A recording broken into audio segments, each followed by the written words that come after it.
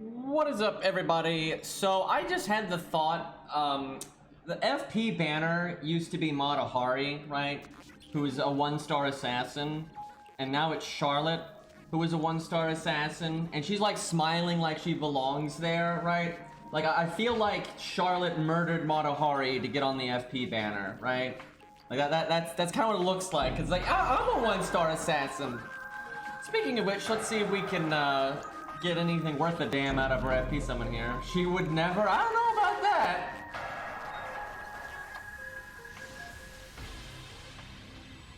Ley line would be great. I'm not sure we've even gotten one yet. Look at the double Spartacus though. Let's actually check our NP ranks because we haven't done anything with that in a while. I don't know, Matahari was buffed, not Charlotte. Didn't really help Matahari that much though. Not exactly the pinnacle of budget there. Wait, why is Angra bugged on NA? What did they do now? Hey, look, David's already in P3. That's nice. I haven't really rolled any yet.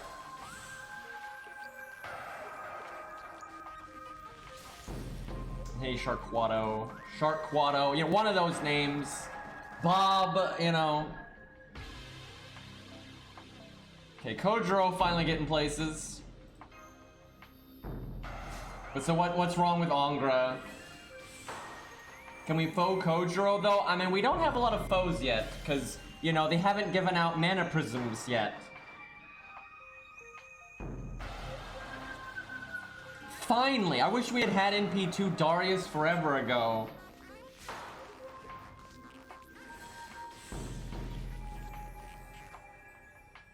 His third skill doesn't kill him? Well, I mean, that sounds like a buff. So, unless it doesn't drain his health at all, but, like, does it proc his guts? Like, what happens? Or does just nothing happen? Does he never die? Because, man, that's quite the change there. No one tell DW, indeed. DW is the one that patches the NA version, so. It says miss. So he misses his sacrifice effect for some reason. Yeah, please don't tell DW. That's actually, you can just use his third skill willy-nilly now. Angra Jolt. You know what's sad? Even with that, he's still not amazing, but you could get some really big normal card damage out of that. I mean, you already can. Okay, man, we're really behind on NP ranks on this account. Alright, I did all the trash fights off stage, so we can just fight all the bosses now. So we've got, like, Tesla, Artoria Altar, and then, wait, who's the final boss of this? Oh, right, Guadia. In his, caster form. Don't know how I forgot that.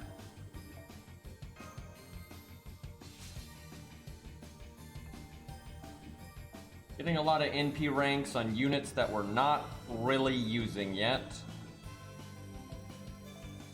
Only Black Bart was meta. I'd be so happy if he was a meta low star.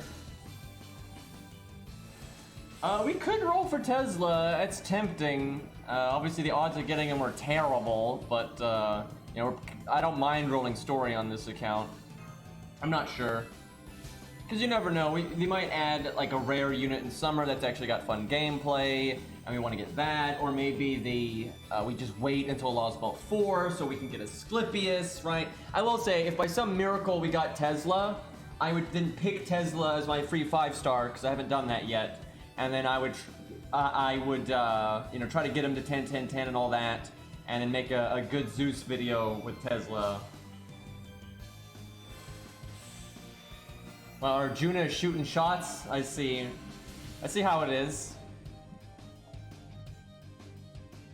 Are we gonna get the JP summer event while it's still technically summer? I don't know. I don't know. They're really behind on that. They should have just done a main interlude or something. I mean, fuck, do memorial stages. Like, I don't even care. Like, anything, right? There's so many. I don't know. Add story replay. That'd be. See, these long lulls in content. If we had a challenge tower or story replay or both or whatever, you know, I would just mess around with the new units and my old favorites and all that. Why we wait? It'd be no problem, right? I just let's go murder some shit, right? No big deal. But we don't have that.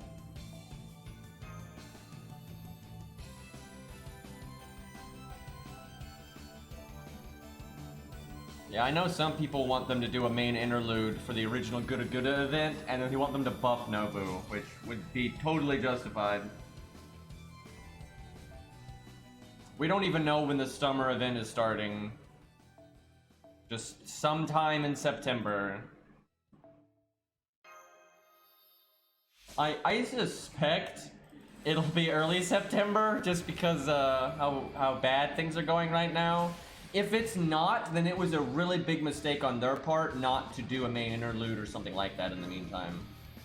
Hell, they could just rerun, because it's pretty obvious they ran Nero Fest for a third time because it's popular, has good rewards, and they had nothing. Like, they had nothing prepared. That was like a desperation play on their part, which is fine. I just wish if they're that behind schedule, do it again, right? Do something, do another, you know, classic event that people like. Hell, never mind the main interlude, just rerun the Ryder Kentucky event. Ain't nobody going to complain about that. Why? Because that takes no work on their part. They already have the rerun done, right? Because they've done it in the past. You can just put it out again. And that's such a popular servant and CE and all that. And so if you're going to have over a month of nothing, just rerun an event that you know people want, right? Or I don't know, the Christmas event that you skipped, right? And get the Santa altar command code back, stuff like that. Okay, I apologize for all the account management stuff. I just didn't realize we were this behind on our NP ranks. Multi-dollar company, indeed.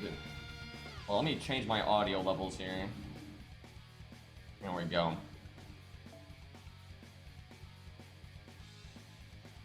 Man, that gold assassin we got, I wish that had been Stheno. That'd have been great. Alright, looks like we're caught up here.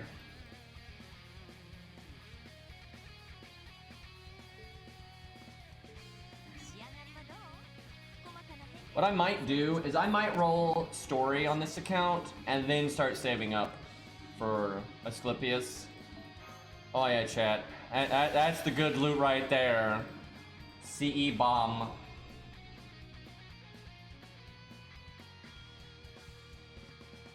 The Artemis event have a challenge quest? I don't think so. That was way too early in the game's life.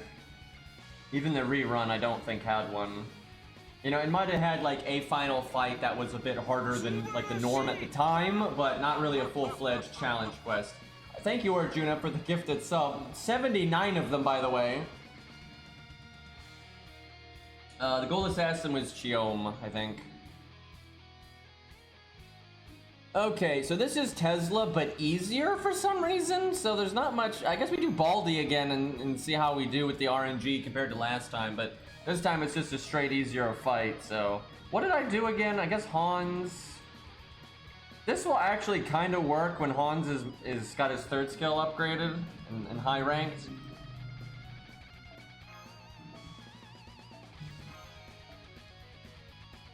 What do I give Hans here?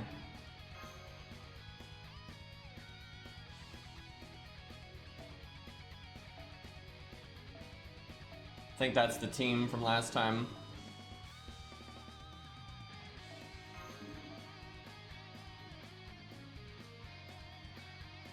I've gotten decent value out of this CE, and if it's limit broken, it's even better. It's not bad for George sometimes.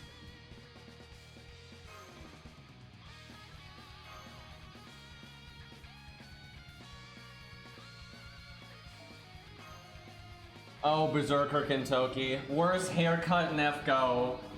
So it's so unbecoming for his like personality and everything. Ridiculous.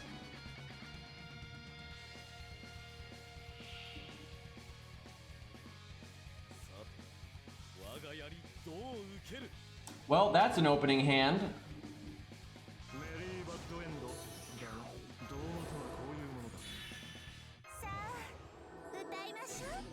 I guess I just cast both of his skills then, try to make as many stars as possible. It's like an NP and crit next turn, preferably.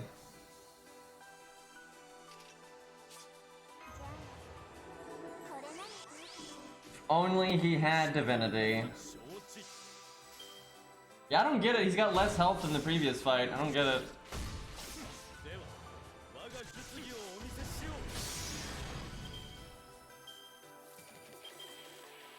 Only got one Baldy card, but at least it's a guaranteed crit.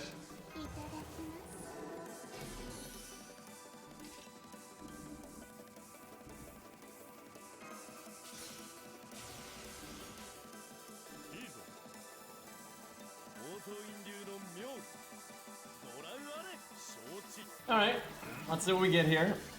Get that first card buster bonus.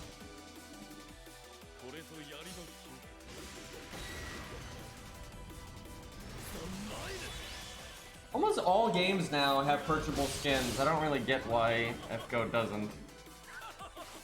That was solid. That was pretty solid damage. It was incredibly lucky that everything lined up that way, but I'll take it.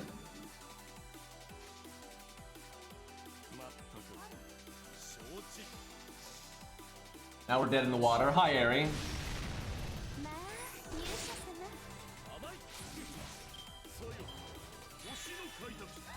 No, no, no, no, no, no! I like how he landed it both times. That's so dumb. Why didn't he quick charge attack then quick charge, right? Because then he couldn't NP. It had to be that specifically. And it had to land both times. What a joke! Oh my, I like how I was gonna Stheno NP, get the defense down, and charm, right? And Hans was gonna do, you know, buff missing, you know, that kind of thing. Well, that's not great. Good start, good start.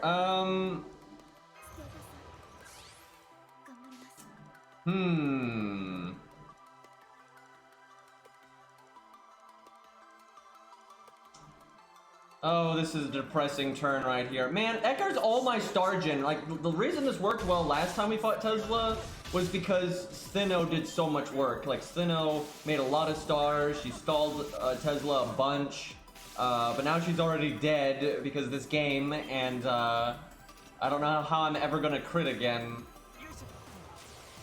Okay, David has so many defense ups. If he could survive, that would be swell. Yeah, Baldy with the evade though, yeah, that's the good shit. Okay, now he's got guts, and we don't have Stheno to remove the defense buff. Okay, if he quick charges, he'll NP, so I'm gonna do this, and if he doesn't quick charge, I'll use mashes and vulnerability. I feel like that's reasonable. How many stars are we gonna make? Not enough.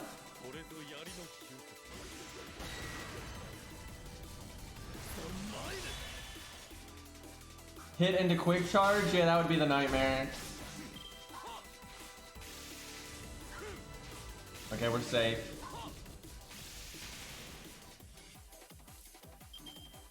Let me think.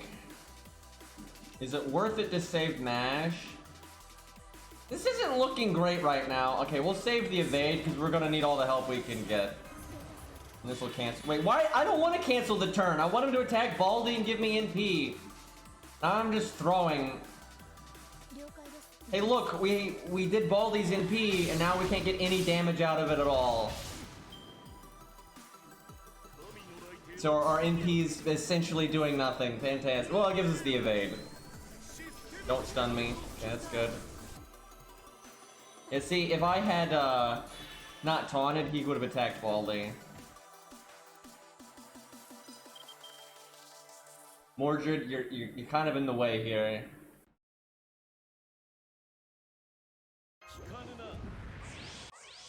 Alright, give me stars. Oh, I'm worried now.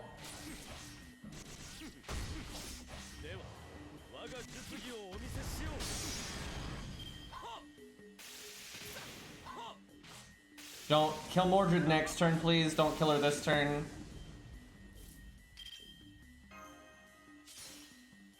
Maybe I could have waited a turn to do that. Oh, fuck. What is this hand? Mordred, you're taking all the stars. Maybe I save her instinct then, see if she lives it again. What do I do here? Guess I go for what little NP gain I can get.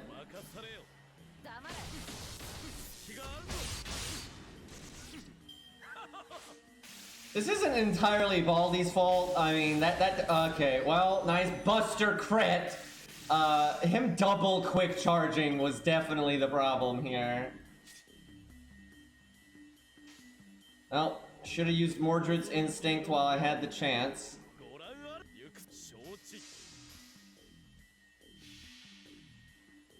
You just didn't Buster critter. Alright, just don't stun me, Tesla.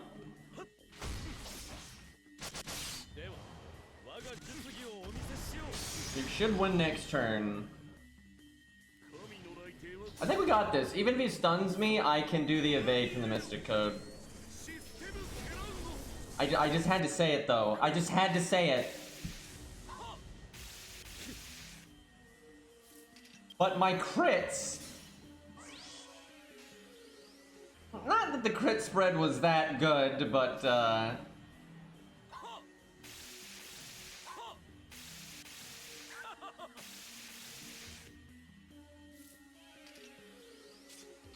oh no. I don't know. I'm not sure we're gonna kill here. We got the attack up. Oh my god. Well, I think we're dead. Would you like to throw, Tesla? No, you don't have. No, Tesla, you don't have to do that. Oh! Woo! If that was guts, we would have fucking died. Oh, that was close. Oh, we lucked stacked on that one. Jesus Christ, I'll take it. That was fucked up. I am quite sure that that would have been a lot easier if we did Proto Coup. And obviously Coup.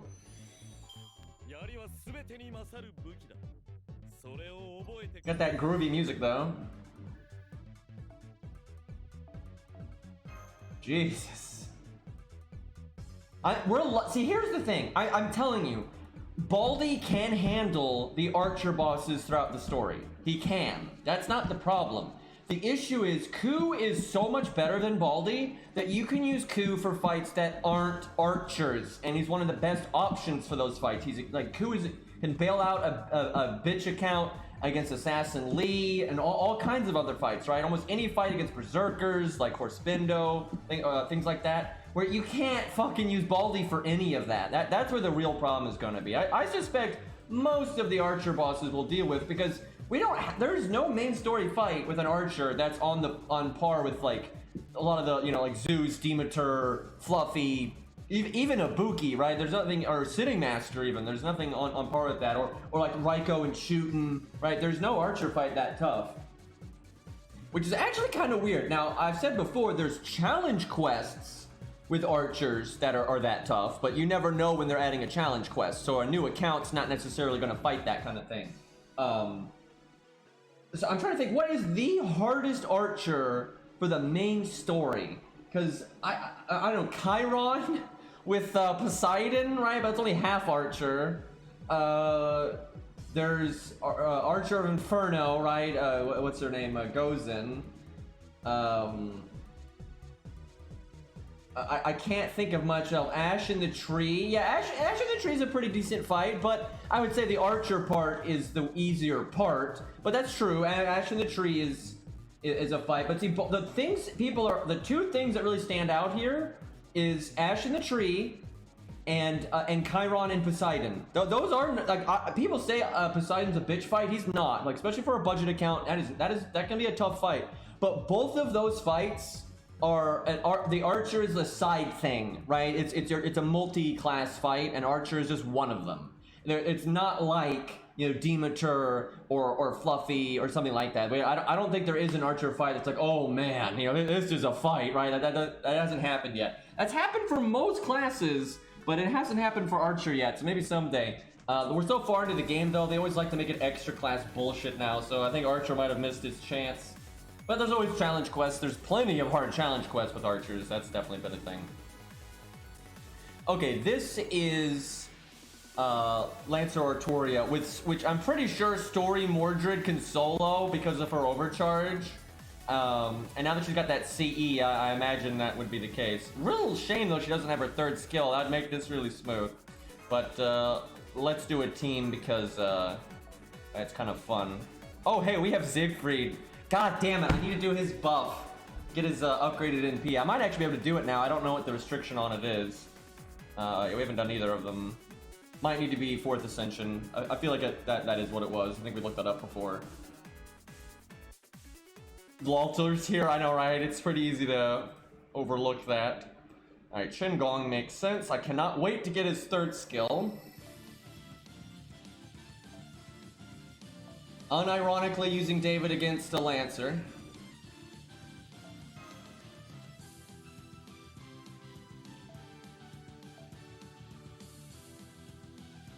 If only this had an attack stat on it. I'm not sure it's worth going with.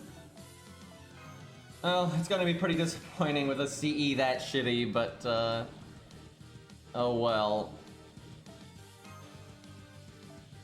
Maybe I give that to David.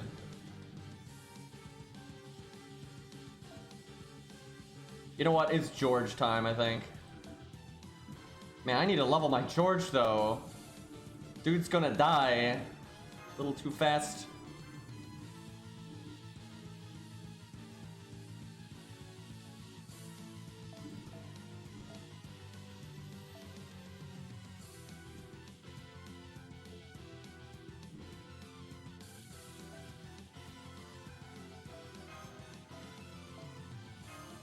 Stheno doesn't really make sense here. I just want the bond. I'm thinking we're gonna win.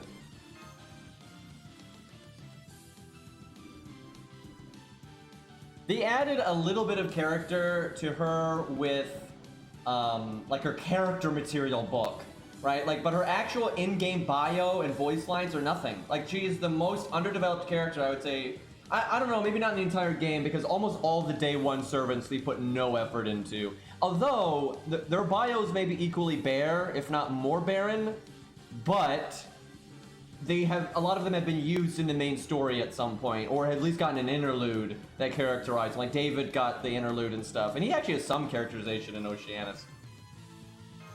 Yeah, I'm showing this. She had that ... line there, and this is not her speaking right now. I'm not sure she ever talks. I think it's just that ...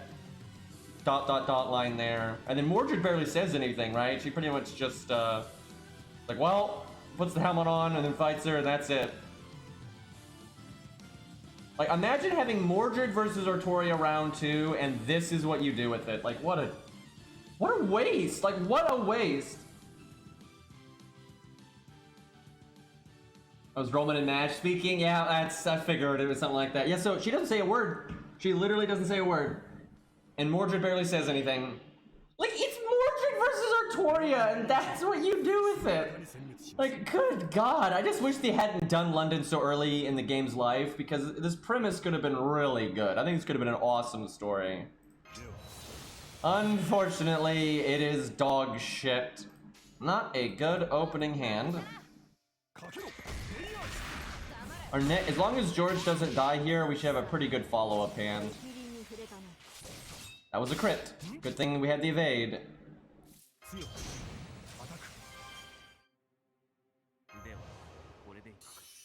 Okay, that was still spread out in a pretty bad way.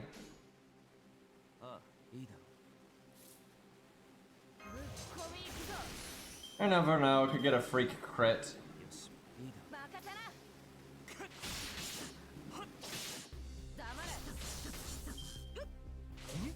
This is where I wish George had Kim Lon or something like that equipped.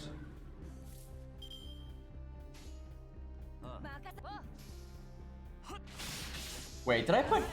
Oh, I cut Qingong. I should have put Qingong to replace George, because that's 10 battery.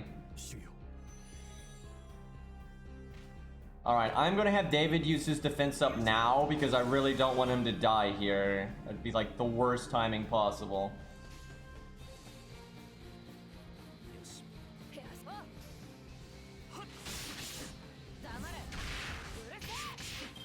98. Oh right, yeah, I'm pretty sure her AI is like ultra favored to attack Mordred. She's like, fuck that kid. It means David's CE is pointless then though.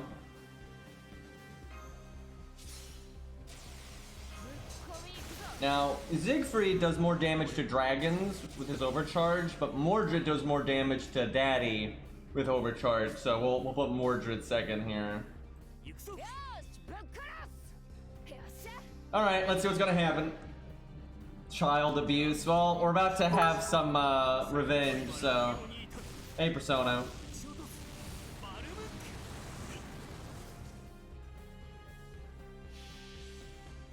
That would have been like a good bit more if we had a CE that did anything.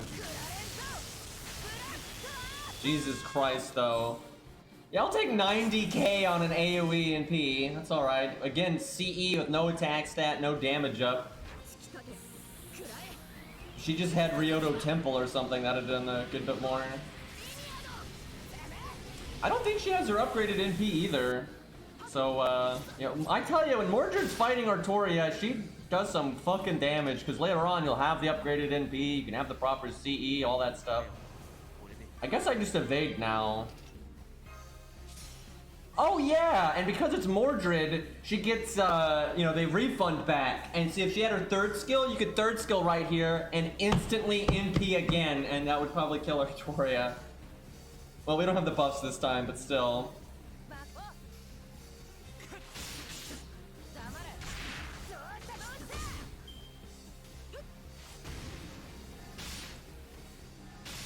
Yeah, the evade was totally worth it there.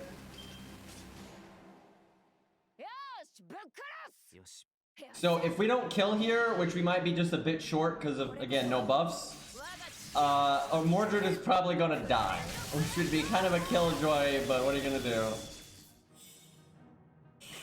Oh, I don't think we got enough. Uh-oh. Oh, don't bust her. Don't bust her or crit. Oh, there we lucked out. I think she did like quick.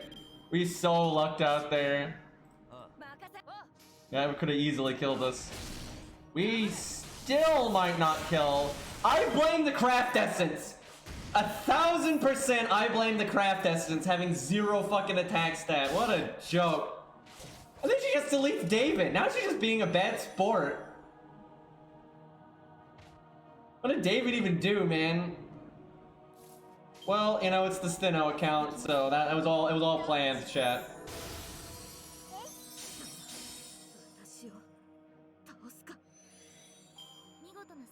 We didn't really need help looping though. Like actually the CE was not good, like 100%. Because here's the thing, the second NP, it would not have mattered if it happened on the next turn, the turn after, or on the final turn. Because you only ever NP'd twice. So it doesn't matter if the second NP is immediate or on the final turn that Mordred lived. Right, so if Mordred had a more normal NP, she would have NP'd maybe a turn later, but that would have made no difference because both NPs, she still would have NP'd twice, and then both NPs would have done a lot more damage, so not worth it. I don't know if we'll use Stheno against Zeus. It depends. We'll see. If we use Romulus as a DPS there, he is divine, and so she will be a good buffer. And I think her Drain actually does work. And there might be some buffs you can remove, like the invulnerability and stuff, but you can't charm or any of that, so it definitely lowers her effectiveness. Okay, this is Ezo Guadia.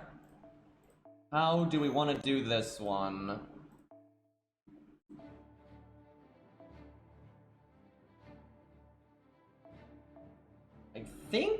I don't think this one is a straight caster. I think it's like the Demon Pillars, which is Cavalry class. I'm pretty sure. I feel like as of America, though, we'll be free to level up a bit more. And as of Camelot, we'll pretty much take the kid gloves off. Oh, I have to actually farm. See, I thought we'd have an event by now, chat. That was my plan. I was like, yeah, we'll do one event on... Because a lot of my accounts, I literally only play one event. And that's normally enough to kind of get the ball rolling before Camelot. But, yeah, FGO's being a little silly right now. It's one of the slowest periods we've ever had. I don't understand. Why don't they just rerun an old event? Right? Just do something and do the Rider... Like I said, the Rider Kentucky event, if they brought that back, I think would make people very happy. You know, just bring it back a third time, everyone's good. And that takes no work because they've already done the stuff that you need to twink for a rerun, because it's already had a rerun. So I just don't get the point of just sitting around and doing nothing. I don't see how this filler crap that they're doing with like the Ilya stuff, that obviously is not gonna keep the player base happy. And like, it's so frustrating because normally games, if they have like downtime, you know, their core game is good enough that it's fine. Like, oh yeah, I'll just go do the roguelike mode, or I'll go do the boss stuff, or I'll work on the Abyss, you know, like an Epic 7, or, you know, you just go play the game, right? But FGO doesn't have a game because you can't replay anything, and they've never added any meaningful game modes, right? So if you beat the story, it's over, right? There's nothing to do. So yeah, go fight doors. Whoa, that's the exciting shit. What do I want on the I guess Hans is fine. Try to get the heal.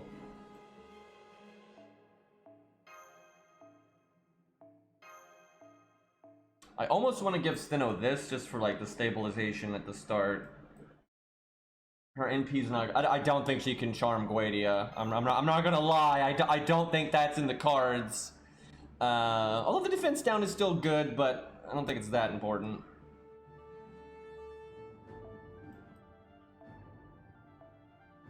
Okay. I wish I had another one of that Ren CE, or extra Ren, totally different character, guys. For Kojiro here, that'd actually be pretty nice. I don't have enough starting NP for it to really matter.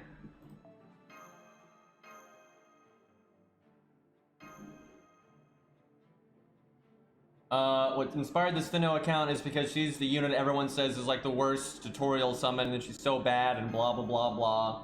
And then everyone was like, you get carried on the Herc account, so it's like, you can't really call Stheno a carry. Even though she's actually pretty good. The key is there really aren't that many bad 4-stars. They're all pretty usable if you know what you're doing. Because I mean, 4 and 5 stars just have a good stat line, so. Besides, I just wanted to play through the game again because a lot has changed. Because it's harder to get the it's harder to get, what do you call it? The imaginary around.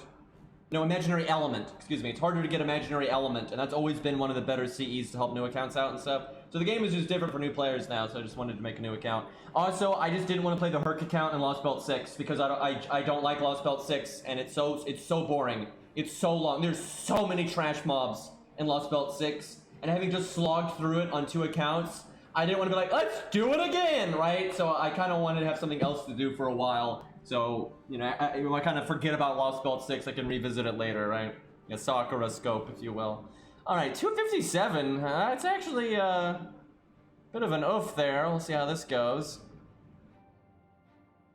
I guess this is worth doing. Just to check. I didn't think so.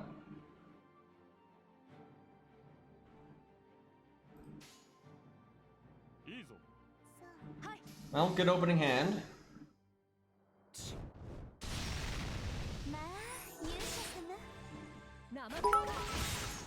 Doesn't even have a flinch animation. Yeah, okay, Nobu's not exactly the best 4-star, but that's not a tutorial summon. Okay, please land the defense buff, Hans. We've got all these defense downs.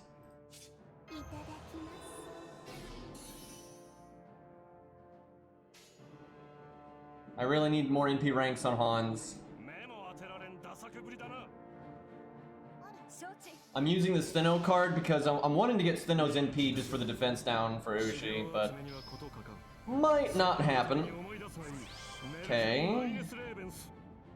Didn't land the defense buff on himself, which is not ideal because I wanted him to use his second skill of an NP again. Okay, you can stop that. I will say, I was gonna say Izo because he's saying it. Stheno, her passives are really coming through right now, right? She's just like blocking all the debuffs ever because I think her debuffs resist is like 50% just all the time. And so if she works with like Bedivere or anybody that boosts your debuff resist even a bit, she's almost immune. Let me look at that. That's actually really nice if you get Hans's Bond CE, because he gives the whole team debuff resist permanently. So her magic resist is 20%, and then her goddess essence is 30. So yeah, she has 50% debuff resistance all of the time. And I think Hans gives you 30%, so that'd put her at 80. So you just passively have 80. That's ridiculous, man. That's super good. Like, that's awesome. I wonder if we'll be able to get any value out of her during the Fluffy fight. I don't think she'll survive the entire fight, but if we've got a divine DPS, we might. We'll see. But that's way down the line. We're not worrying about that anytime soon. Hans is not looking so good right now. Couple of debuffs.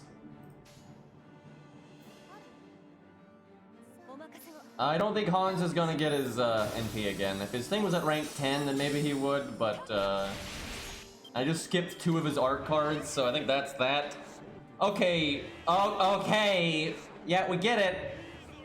Well, yeah, you have to attack at some point, and then we'll probably have 100% defense down. We did not get Stheno's NP.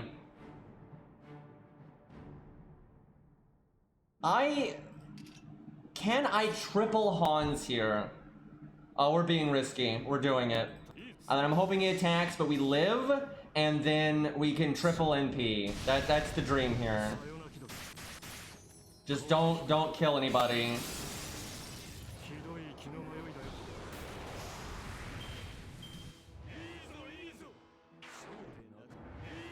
Although I need you to attack 1 time. No, Guadia. This is why your plan failed, Guadia. You don't get to incinerate humanity, Guadia. Oh my god. Okay. Well, Hans, please land your attack buff.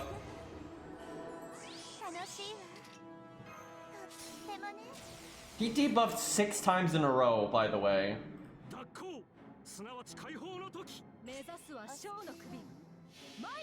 Reject attacking, embrace Izo. Yeah, that's about right. He's really excited for you know, Izo to get a banner again. You know, get those coins once they get him to 120.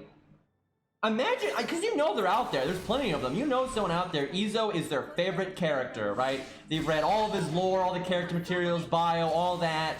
You know, they've had him grailed, you know, Bond 10 or higher this whole time. He's been level 100, 10, 10, 10, all that stuff. And then they add the 120 thing, and they can't do anything, right? And they get to watch all these other fucks like, oh, I've got NP5 Scath, and you get her coins retroactively, so I've already got her passives and stuff. Ain't this cool, right? And you're just sitting here not able to do anything. You don't get to interact with the new fancy system at all, right? It's so lame. Fucking I'm over here like you know, at least Ku's better, right? Ku at least has ways of getting coins, kind of. But I'm over here, and I've got Max Ku, and I get to look at whales get more passive upgrades for Ku than I do. Even though mine is level 100, Bond, you know, 14. I get to look at whales with level 70 Ku, rolling a bunch, and they get all of Ku's passives and stuff, and I don't. It's like, yep, it's great. Love it. Okay, well, I guess we evade Ushi. Rip Stheno.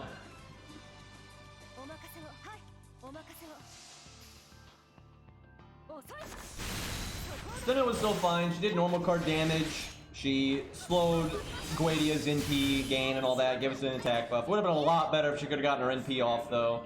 Would have liked to have gotten rid of the buffs there and have the defense down. That was a lot of damage.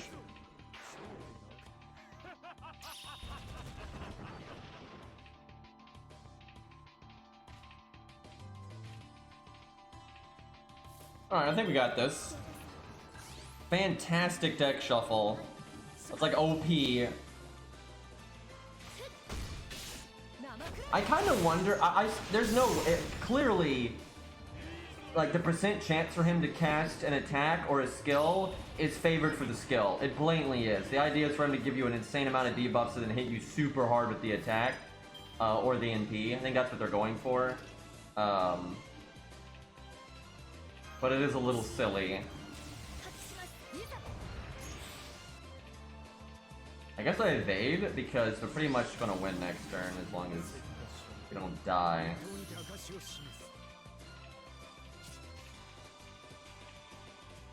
So normally I do Ushi, Buster, Kojiro, Quick, because it's good damage.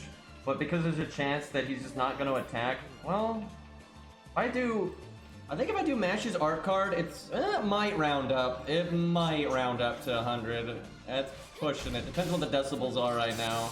I think we're going to 98. Nope, rounded up. Feels good.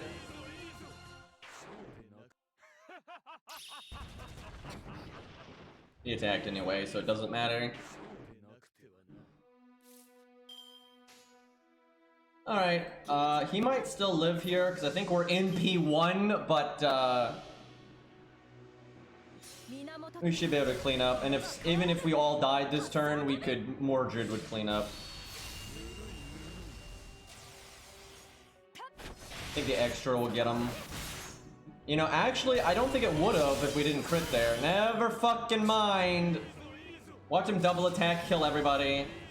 Nope, he's big dumb. Doesn't even want to win. I mean, it really isn't a surprise that his plan failed. Like, I'm just saying, when you got strats like these... Kojiro's hitting behind him, by the way. Hitting through the target there. I like how the demon pillar dies, but he doesn't. Sacrificial lamb there.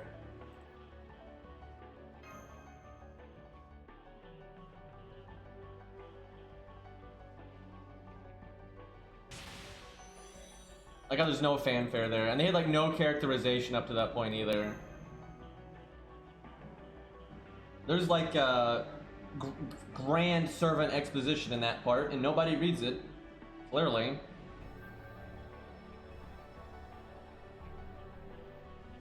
Alright. So, I'm gonna try to do as much of America off stream as possible, because it sucks. But once we get to Camelot, though, we really won't do anything off stream.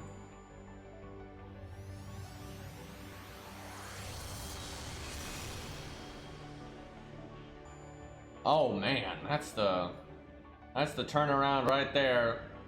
Alright, do we roll? I feel like we do. We basically haven't rolled on this account at all.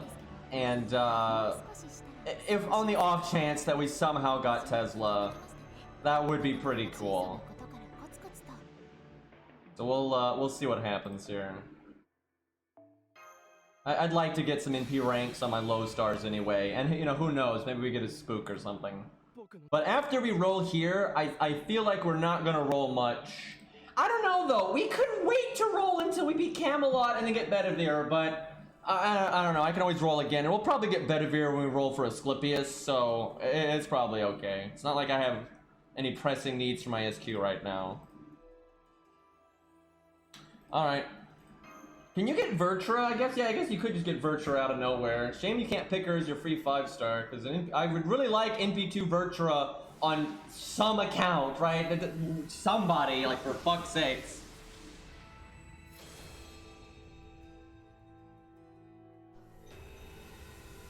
Wait, we didn't have Fuma yet? Oh, that's good. Well, there's one of the better DPS options for Fluffy down the road. So there we go. That's a big... Oh, hell yes! There's our anti-debuff. We're actually going to level her for once in our lives. We keep not doing that on our accounts. That's a big help right there. That'll really hold us over, like if we end up not rolling on Asclepius right away, or we get bad luck, or just whatever. That's a big help, actually. That's one of the better things we could have pulled, for sure. Super good.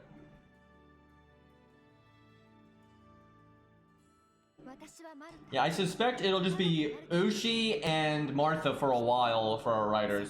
And George, but I mean, he's a tank. I don't really count him as a rider. Kind of funny, though, because Ushi and Martha are voiced by the same person, so... It's like just switching the wig or something.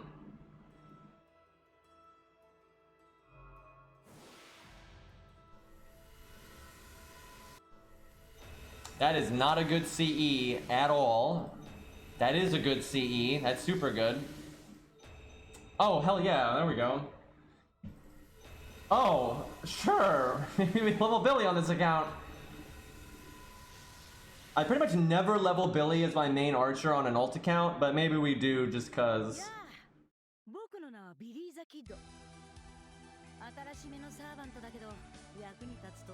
I'd probably grail him again if we did that. Like at least to 80 or something. Okay, Protoku's good. We're planning on using Protoku quite a bit on this account, so that's solid. Oh, and Kimlon. Hell yeah, finally get Kimlon. Well, this is great. This account is way stronger now. It has way better options. That's pretty good.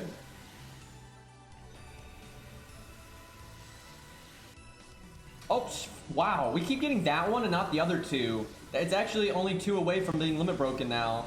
So that's pretty swell.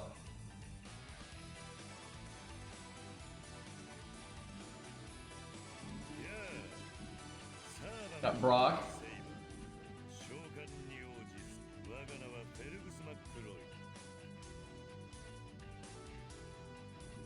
Massive streamer luck. I mean, Story Summon's good, man. Because there's no rated up CE, right? So you can actually get shit. Double 100 face. And David. David's almost NP5 now. I think he's NP4. What the hell? David wants to be the main archer.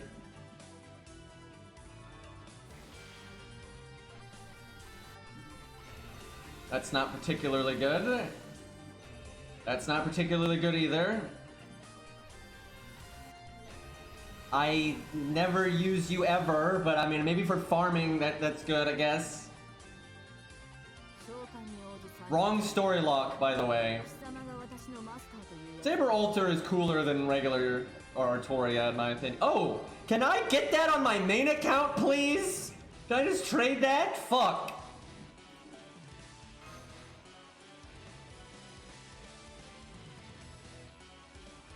If I get Artoria Alter again, I'll probably level her then. Oh, yes, there we go. That's what I'm talking about. If we had gotten Ricky right off the bat, we might have leveled him instead of Ushi just to mix it up, but,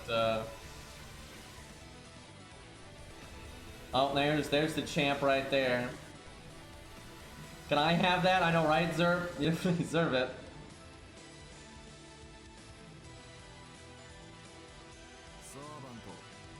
It is rough though on a new account having your main rider not have an evade or something. That can be a problem sometimes. But he does loop and do damage, so.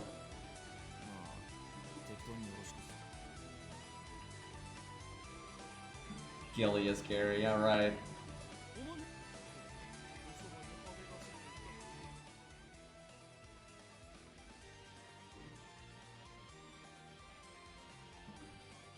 I wish he was better. At least he's not bad. He's just not... He's not that good, right? He's kind of just solid, where the other archers are easily better. Well, Robin's NP ranks are pretty much done.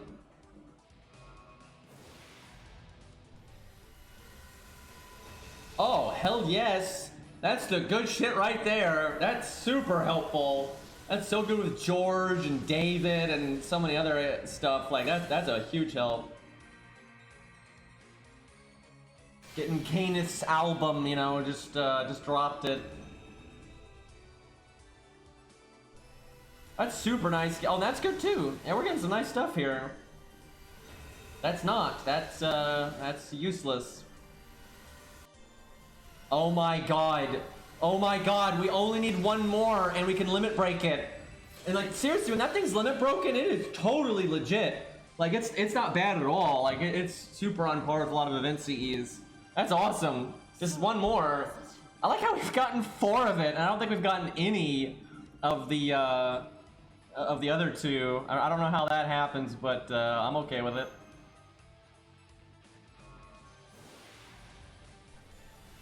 Star Absorb CEs can be good, but they need to... Oh, that was not a good roll. Oh my god. And that's there's 4-star CEs that are good, but that ain't one.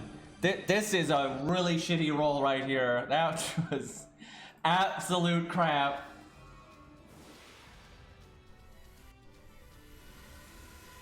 Ugh, Millennium Tree. Okay, another Kimlon, that's good. Alright, let's use our tickets, so then we'll be done.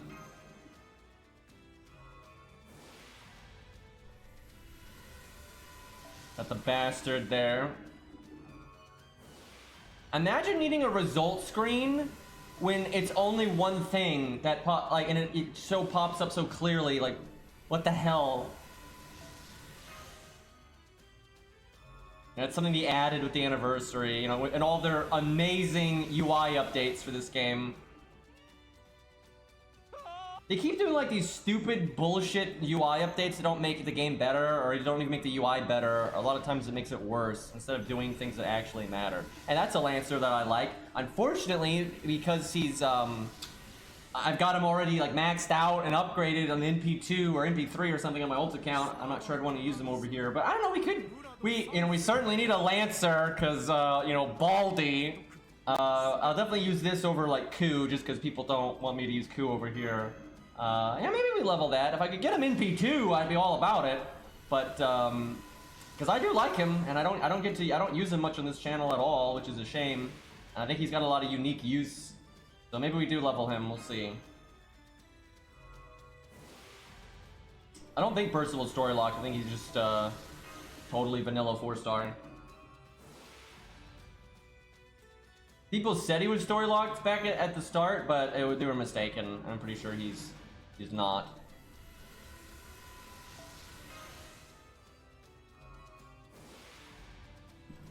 If we got a free 4-star, I'd probably pick Vlad now for this account, or Martha.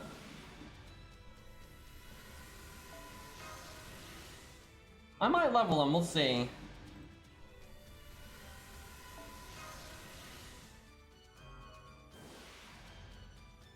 Oh my god. Oh my god. Why do I have 2 cope scopes? Why couldn't you give me one of the normal ones? God damn it. I mean, it's better than nothing, and it'll still help with farming a lot. Like, that really will help the account with farming, but, you know, what would help a lot more is if the NPs did more damage, right? God damn. That's what happened to Eri, though. Didn't you say you got, like, 1 million cope scopes after it got added, and you haven't gotten any regular ones?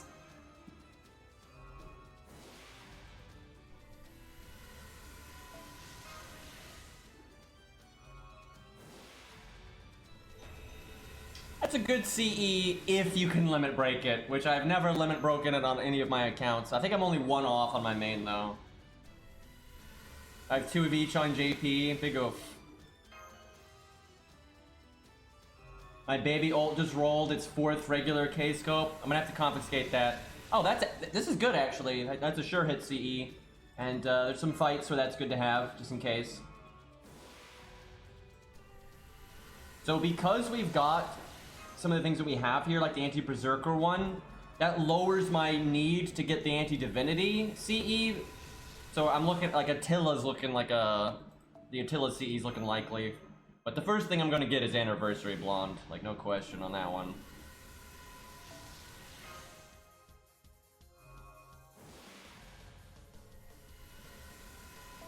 Okay, we're almost done here.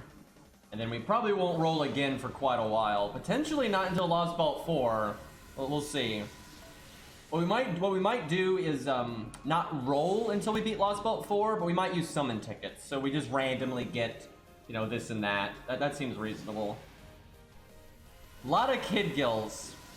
I think that was the last one. No, this is the last one, okay.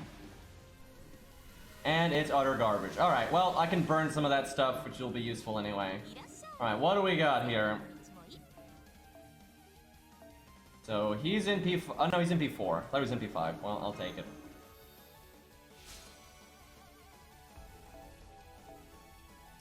Let's see. Okay, he's in P4. Damn, that's good.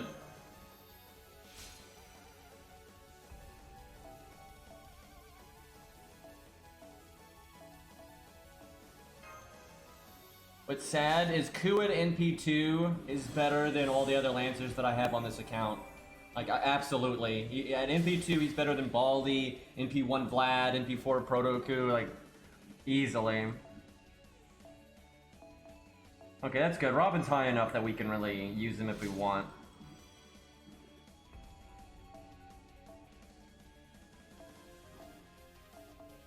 Most of our 3-stars are in pretty good shape now. And they're like good enough that you could wait to get them from FP, I'd say.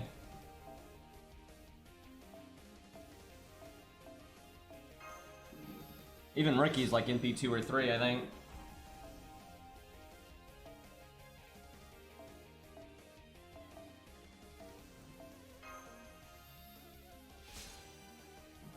Not sure we've gotten much in the way of Caesar, though. You know, Kid Gil, no joke, really will hit hard if he's working with Stheno. Like, he really will. He's got a pretty hard-hitting AoE NP anyway, and he's got a really high attack stat, and he has his own charisma buff, and then you get the extra stuff from Stheno, and then Stheno can give you the defense down, and then, I mean, he'll do some damage.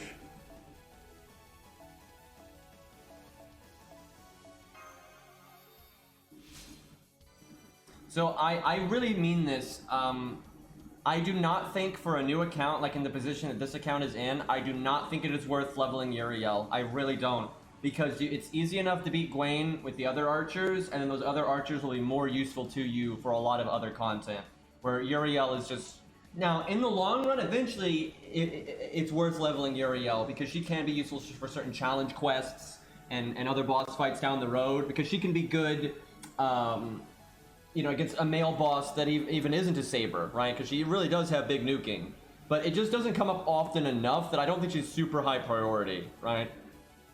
Like, she would not be the first archer I level just because she can't do a lot of general stuff. Hey, look, Deer Mid being NP5, one of our first NP5s there. If only he was better. But I do think if you know, it's like, I don't level Uriel in any of my accounts because I don't like her. But if you don't mind her, I do think you level her at some point, because she is really good, but no way she's your first archer. It's too niche. You know, very powerful in that niche, but I would definitely level a general use archer first. And then you're like, okay, the general use archer's ready to go, now I'll level up a niche one. That makes total sense. Because there are plenty of bosses that she'll make a lot easier, like, no question. But there's just even more bosses that she absolutely will not.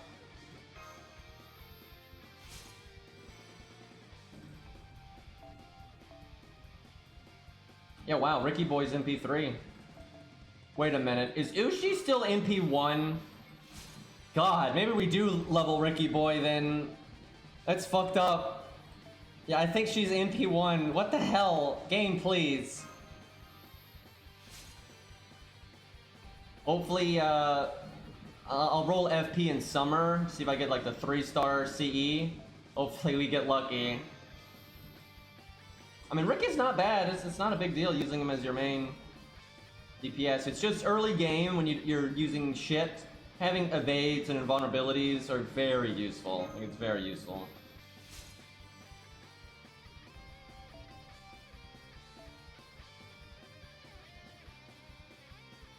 Also, I was hoping to not level a bunch of art units, because then I could potentially not level Mozart. And obviously I like Mozart, he's really cool and everything. It's just, there's so many casters that I need. I was hoping to not have to level Mozart just so I could lighten the load on caster gyms and stuff like that. But if I level Ricky, I'm like, I kind of have to level Mozart at that point. Man, 100 Face is already in P4. She's probably going to get leveled up. I'm going to try to use Kojiro a lot, but we're going to need a backup, I think. What servants do I need for Lost Belt 5? You need something to deal with an assassin because of the fight with Charlotte, and then you need a Lancer and a Saber for Poseidon and Chiron.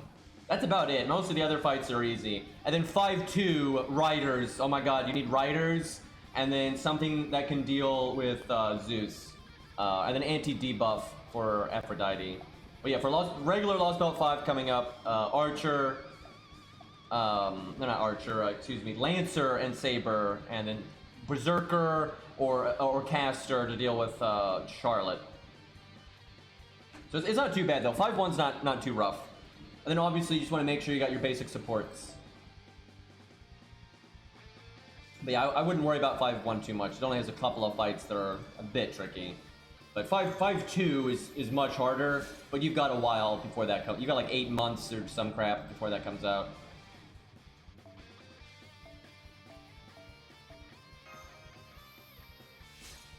Is Han's Bond CE good for Aphrodite? Yeah, it can be. You know, it's not necessarily necessary if you're using other things to deal with the debuffs, but it can be good for sure. And Hans is easy to use there because he's counterclassing, so... I just hope the summer event is good, because I will play the summer event on this account, but a lot of future events I might not. So, you know, I hope it's a good one, so I don't have to worry about doing events all the time on this account. Anytime though there's like a rerun, I will skip the rerun on my regular ult, like my Gilgamesh Achilles one, so I could play one of these accounts instead. But like a lot of brand new events, I have to do on my main and my ult, so it really hinders my ability to do much on these other accounts.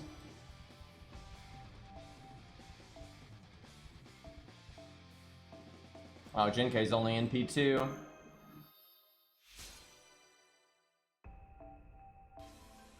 Alright, are we done? Oh wait, Lubu. Yeah, Ushi's still NP1. That's unfortunate.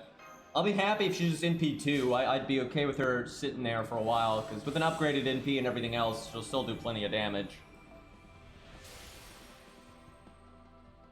Definitely looking forward to rolling FP though, get more Hans copies and stuff like that. Yeah, wow, Ushi's NP1. She's one of the only ones, her and like Rice Man. Yeah, pretty much everyone else. Oh, okay, Boudica, but let's be real, that doesn't matter. I didn't cast Gil, but he's story locked, so.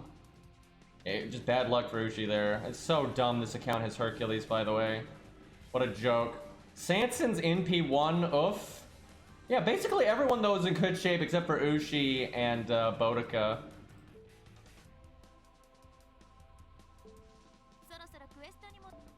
Okay. No, go away, command code UI. None of that nonsense. Alright, what do we want to do here? Oh right, we have Atalante. I really should level her, because I never leveled her on the Herc account when I was supposed to. I really should do that. That kind of makes me want to level Billy then, because then they have synergy. It's just Billy is so far behind Robin.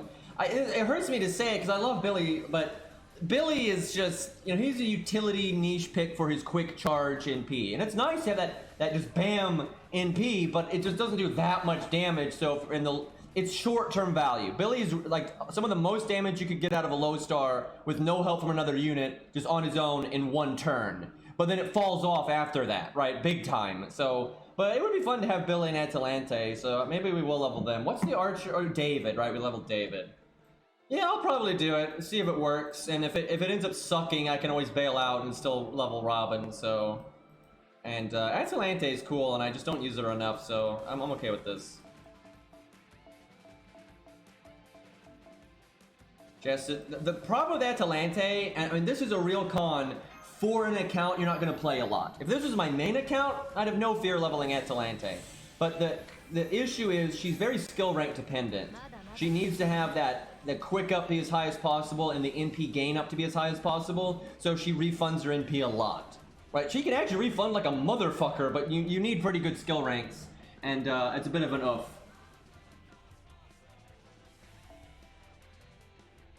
Paris is a bit too niche. She does have uses though with his piercing vulnerability and buff removal and everything. Like, he's certainly not bad, but he would not be my first pick. One, I don't really like him, but even if it wasn't for that, he wouldn't be my first pick.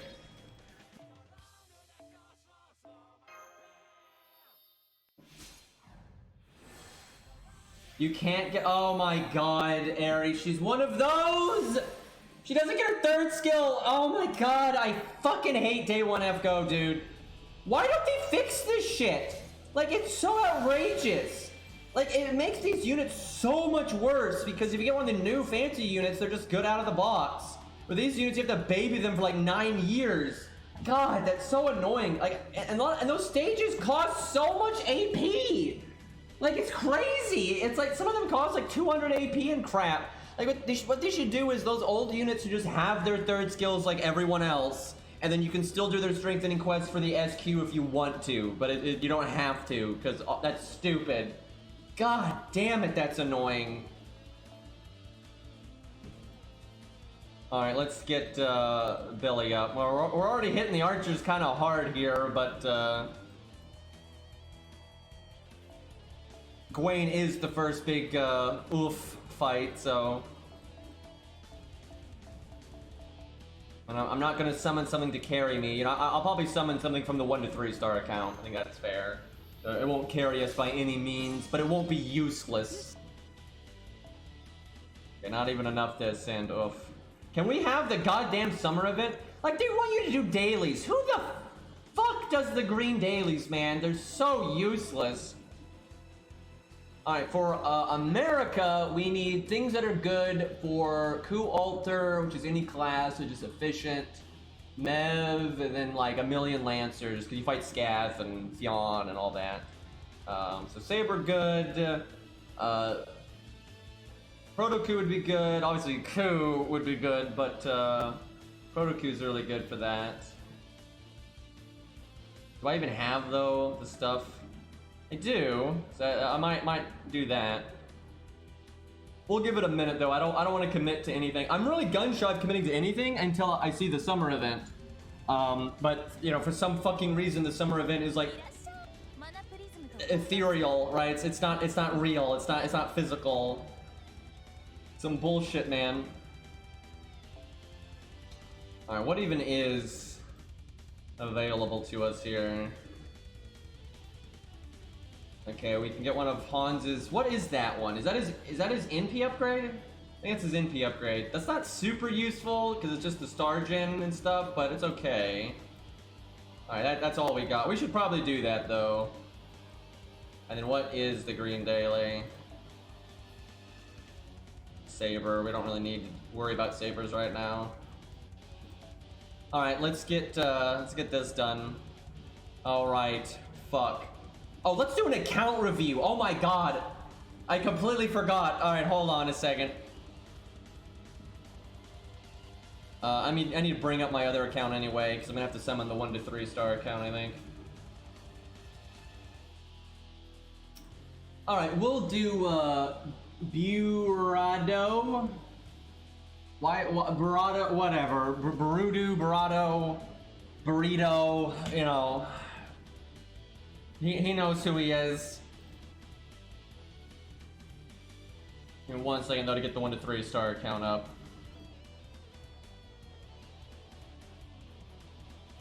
Buurardo. Yeah.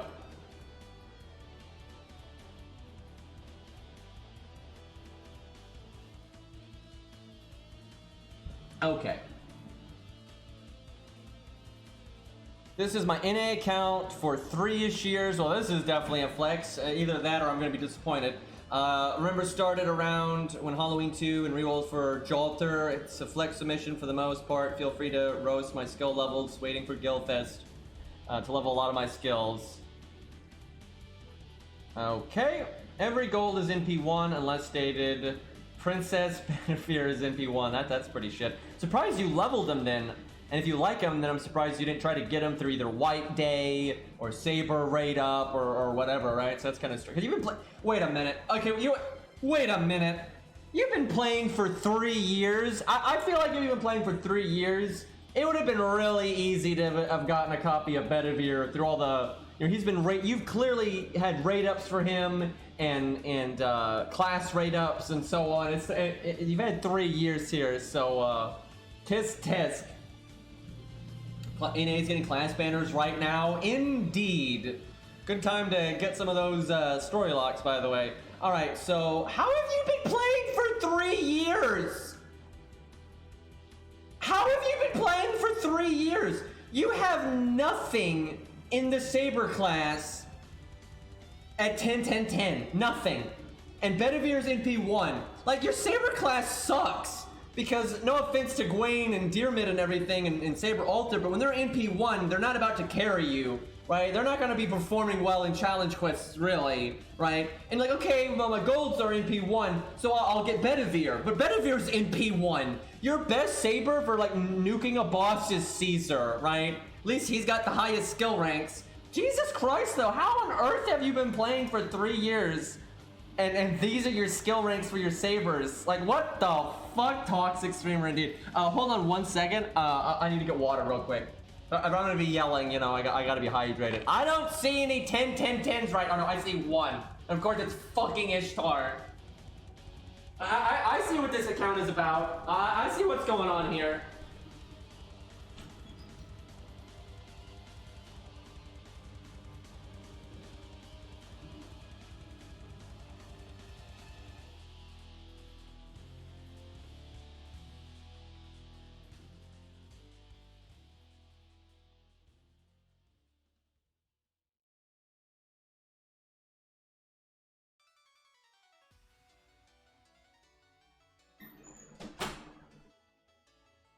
Okay, so 5 stars are NP1 unless stated otherwise, and that means Ishtar is NP1. Thankfully, Ishtar is so good at normal card damage that, yeah, it's not that big of a deal. Like, honestly, Ishtar performs really well no matter her NP rank, so. But so far, she's your only 10-10-10, and she's not even grailed, right? Like, what the I don't know what's going on this account. You've been playing for 3 years. We have no grailed Saber. We have no grailed Archer, and so far the only 10-10-10 is an Archer. So I don't know what's going on here. All right. You do not pass the David test, and that is pretty inexcusable for a 3-year-old account. Everything's in tatters. Everything's in tatters. This is a nightmare. Fucking look at this. 859 Hot Wheels, 111 Moriarty, level 83. Yeah, that's a good stopping spot. Fucking Billy is 211. I like how it's 211. Like, you level the 1 skill, like, yeah, I'm gonna level Billy's skills, and you're like, maybe not. Like, that's just in blue gyms, right? Like, you're still in blue gyms, and you're like, fuck it. Okay, a Rosh third skill 10. That's the best thing I've seen on this entire account. At least you have, like, good options for AoE and single target, right? You have loads of units, so you don't have any issues with, like, you know, the typical rolls and stuff. It's just everything is scuffed. Oh. Take it all back. That's fine. This account's fine. It's got a grailed coup at 10-10-10. It's all, never mind. I'll take it all back. It's fine. Best account. It's probably no one else is gonna be better than this today. It's all good. He knows what he's doing.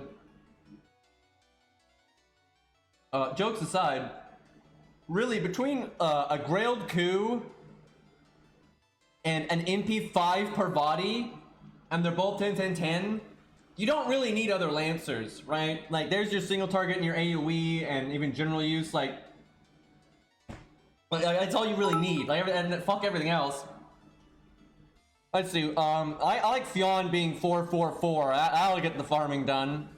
You got, though,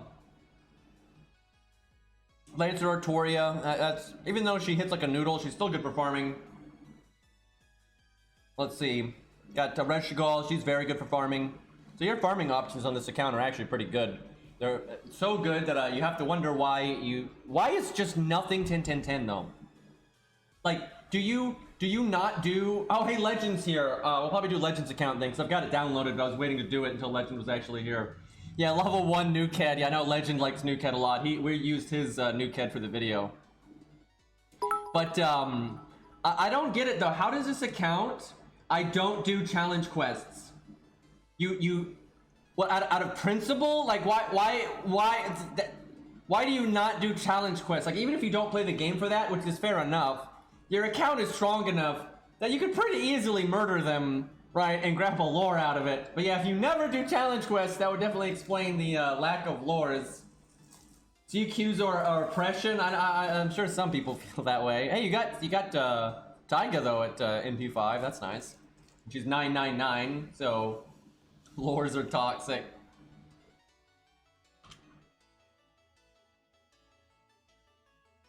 Ivan 999. I'm seeing a lot of 999 on this account.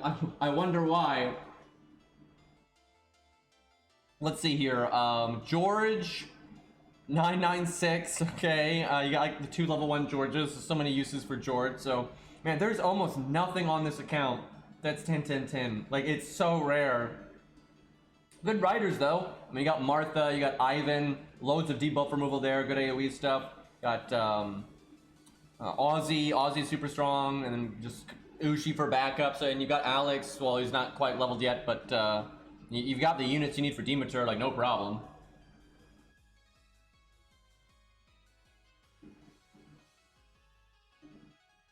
You got Scatty, so that's really useful, especially with your Parvati. So you can probably farm with double Scatty Parvati, like, no problem.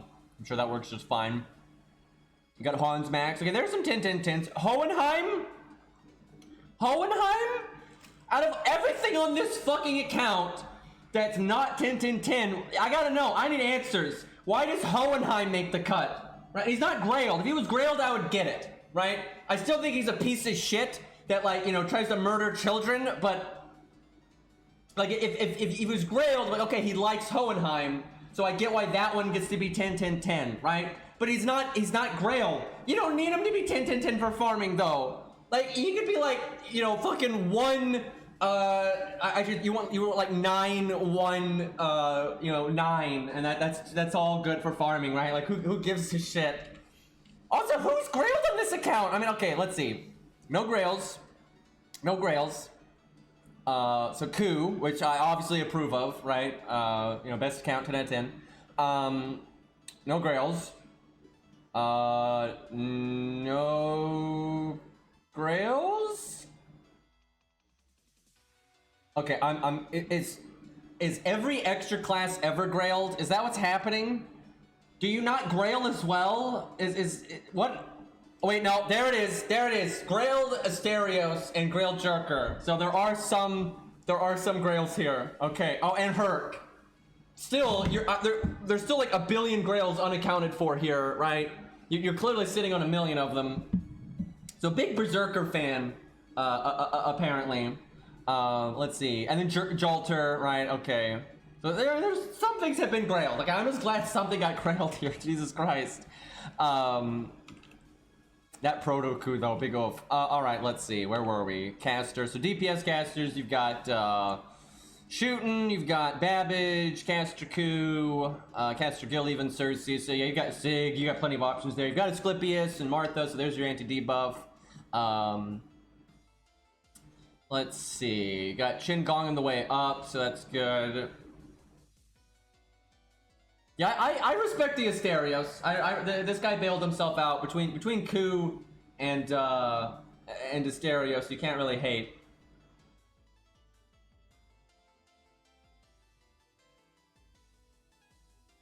Well, if you were gonna 10-10-10 someone, I mean, 100 Face is a good one. Although I'm surprised you didn't do it to Kama, because Kama is so fucking good. But between 100 Face and Shiki, that's really good for just straightforward single target stuff. And then you got Kama and Assassin Lee and everything. I like how you have very few goals at a high NP rank. I love this, and you typed it, right? I'm sure as what I'm about to say, you knew it when you were typing this text right here at the bottom, where Yan is in P2, right? Just like flat, it's just Yan's in P2. You know exactly what I'm about to say here. Out of all these golds, right? Most of them have been low NP rank, and so they're kind of limited in how strong they can be.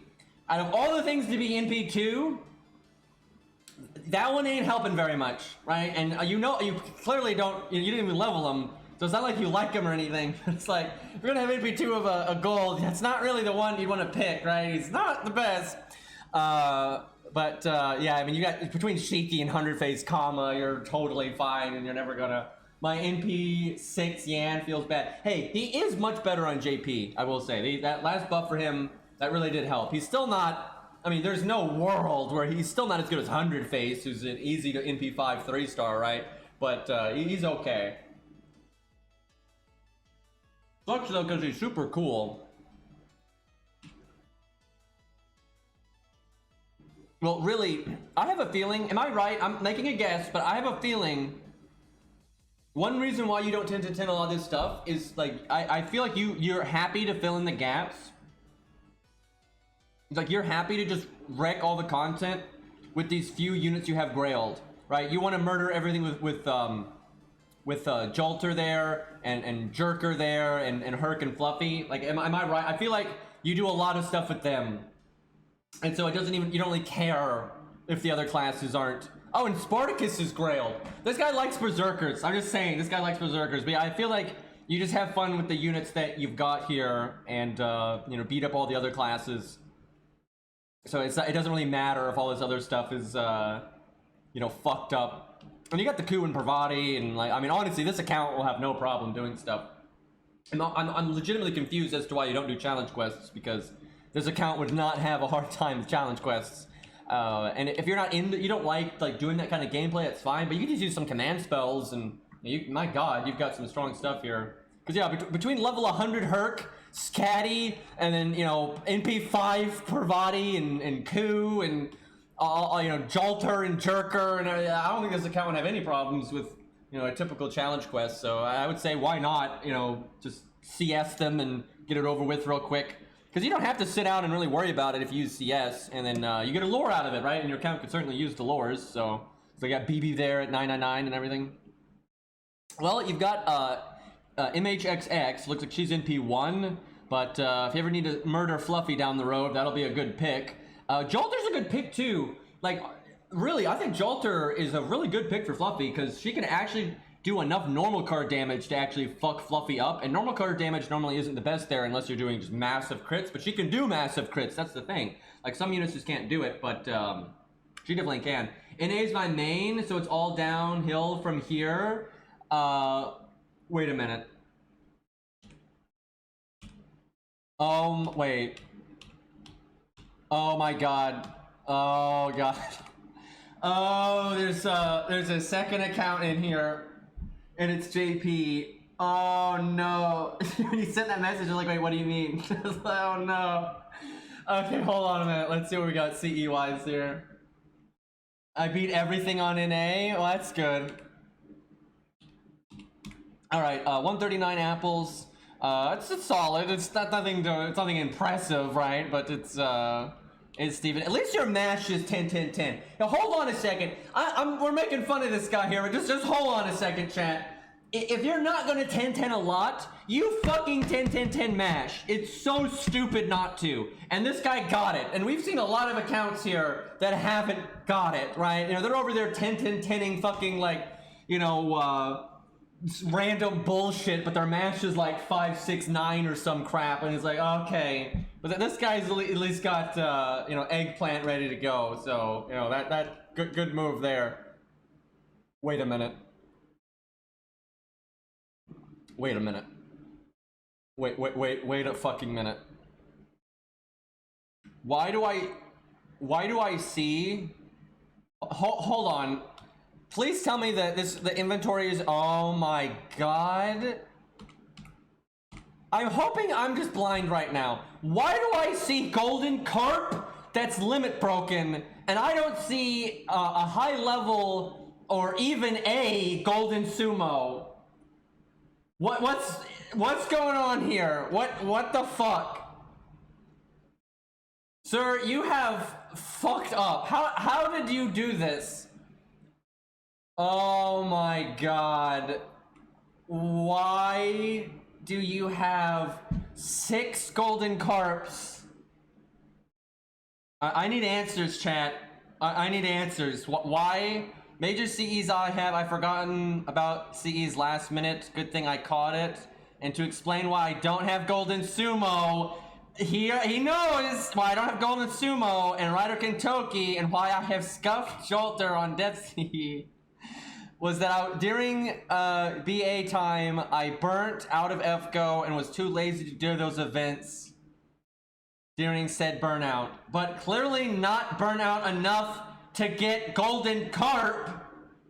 You didn't even have to farm for golden sumo. It was so easy to get out of, you know, it would truly have been annoying if golden sumo was one of those bitch CEs that was hard to get when it's so good, right? But it was easy. It was so easy. They handed you it on a golden platter. How the fuck do you get 6? What is happening? Oh my god, and there's all these players out there. There's all these players out there that are just like chopping at the bit to get golden sumo, and they're like, god damn it, I missed it. And then you got this guy that's like, I didn't even care. Oh my god.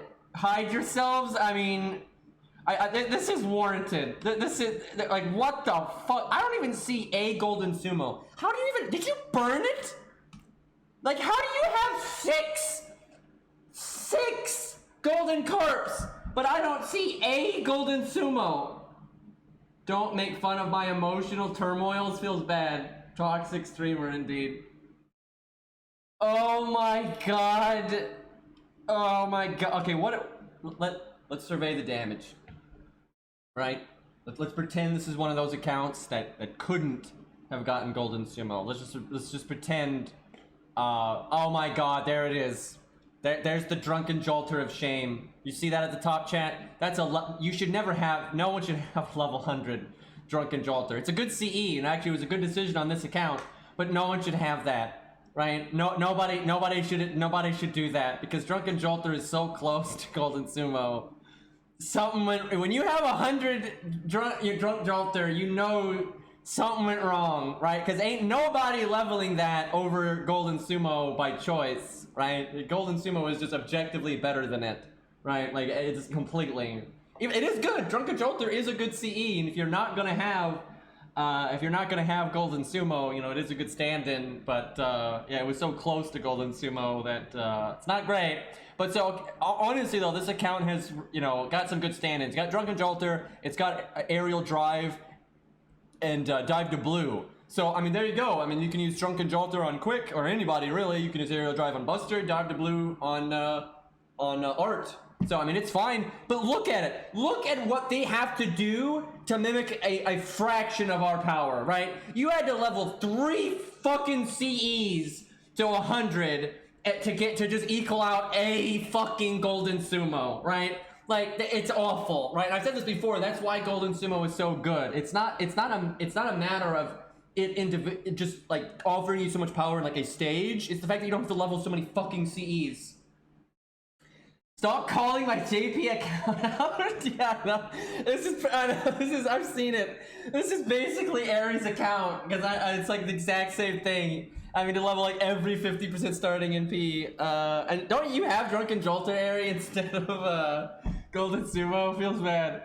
We need to get some of Aries' accounts on the account review, by the way. That definitely needs to happen. I love the fluffy CE being in here, though.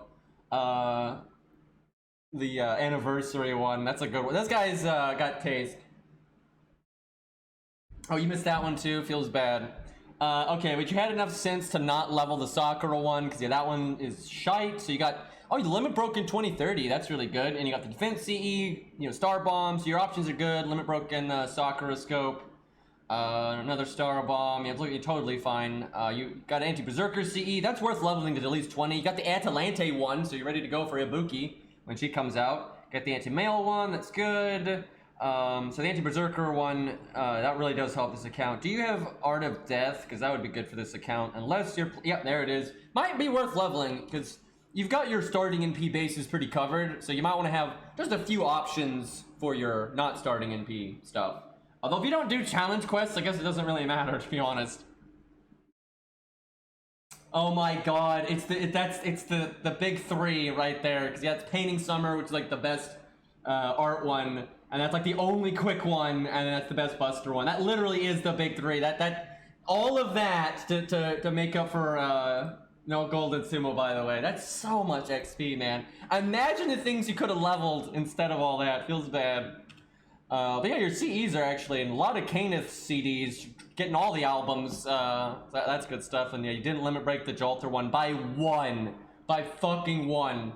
Still good, actually, though, because it doesn't give health, so it's good for killing units off, and it still gives a good chunk of NP.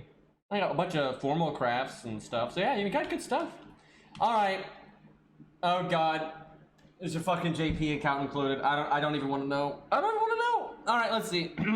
This is my JP account. As you can see, it's right fucked. Yeah, I can imagine. This account started with Summer 5, re-rolled for Summer Abbey, so you haven't played too long. It's about a year.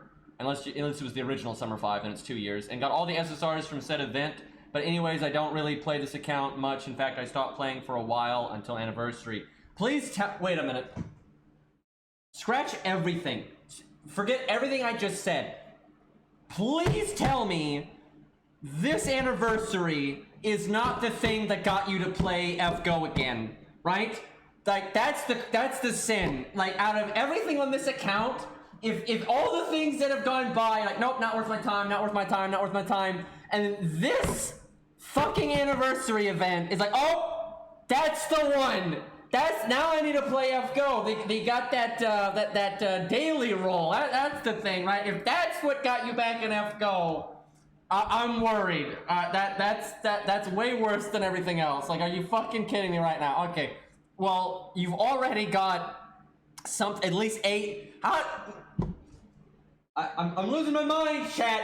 We all, on your fucked JP account, you've already one-upped your NA account, right? As I'm saying, your NA account is fucked. You already have a Saber with a skill rank of 10, right?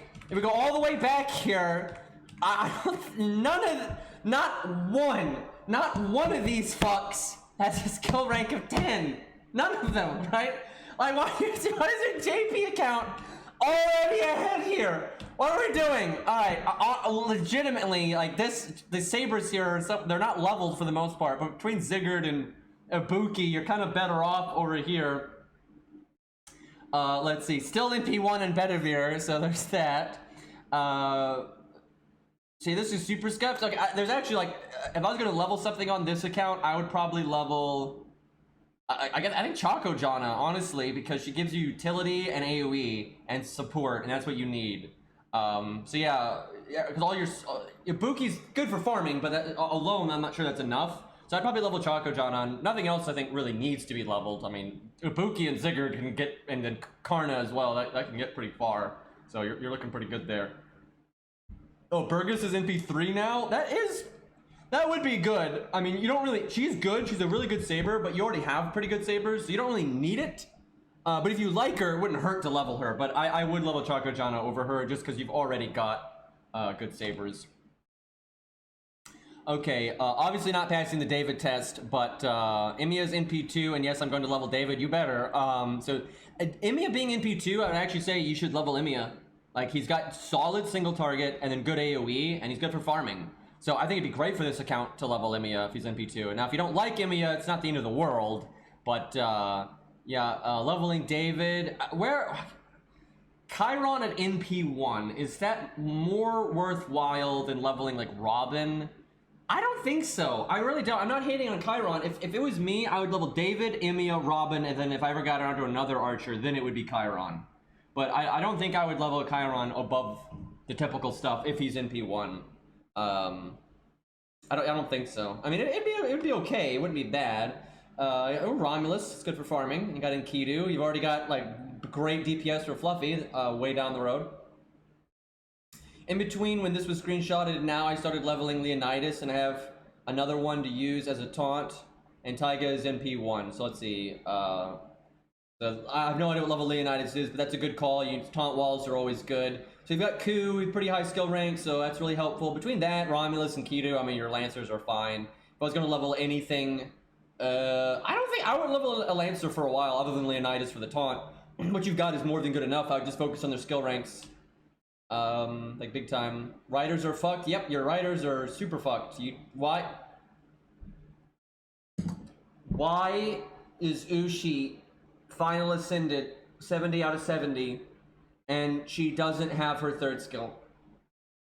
Open FGO right now and go do her fucking, like right now, go do her strengthening quest. It's long as fuck. I know, but you do it anyway. Oh my fucking god. Like, she's your only writer.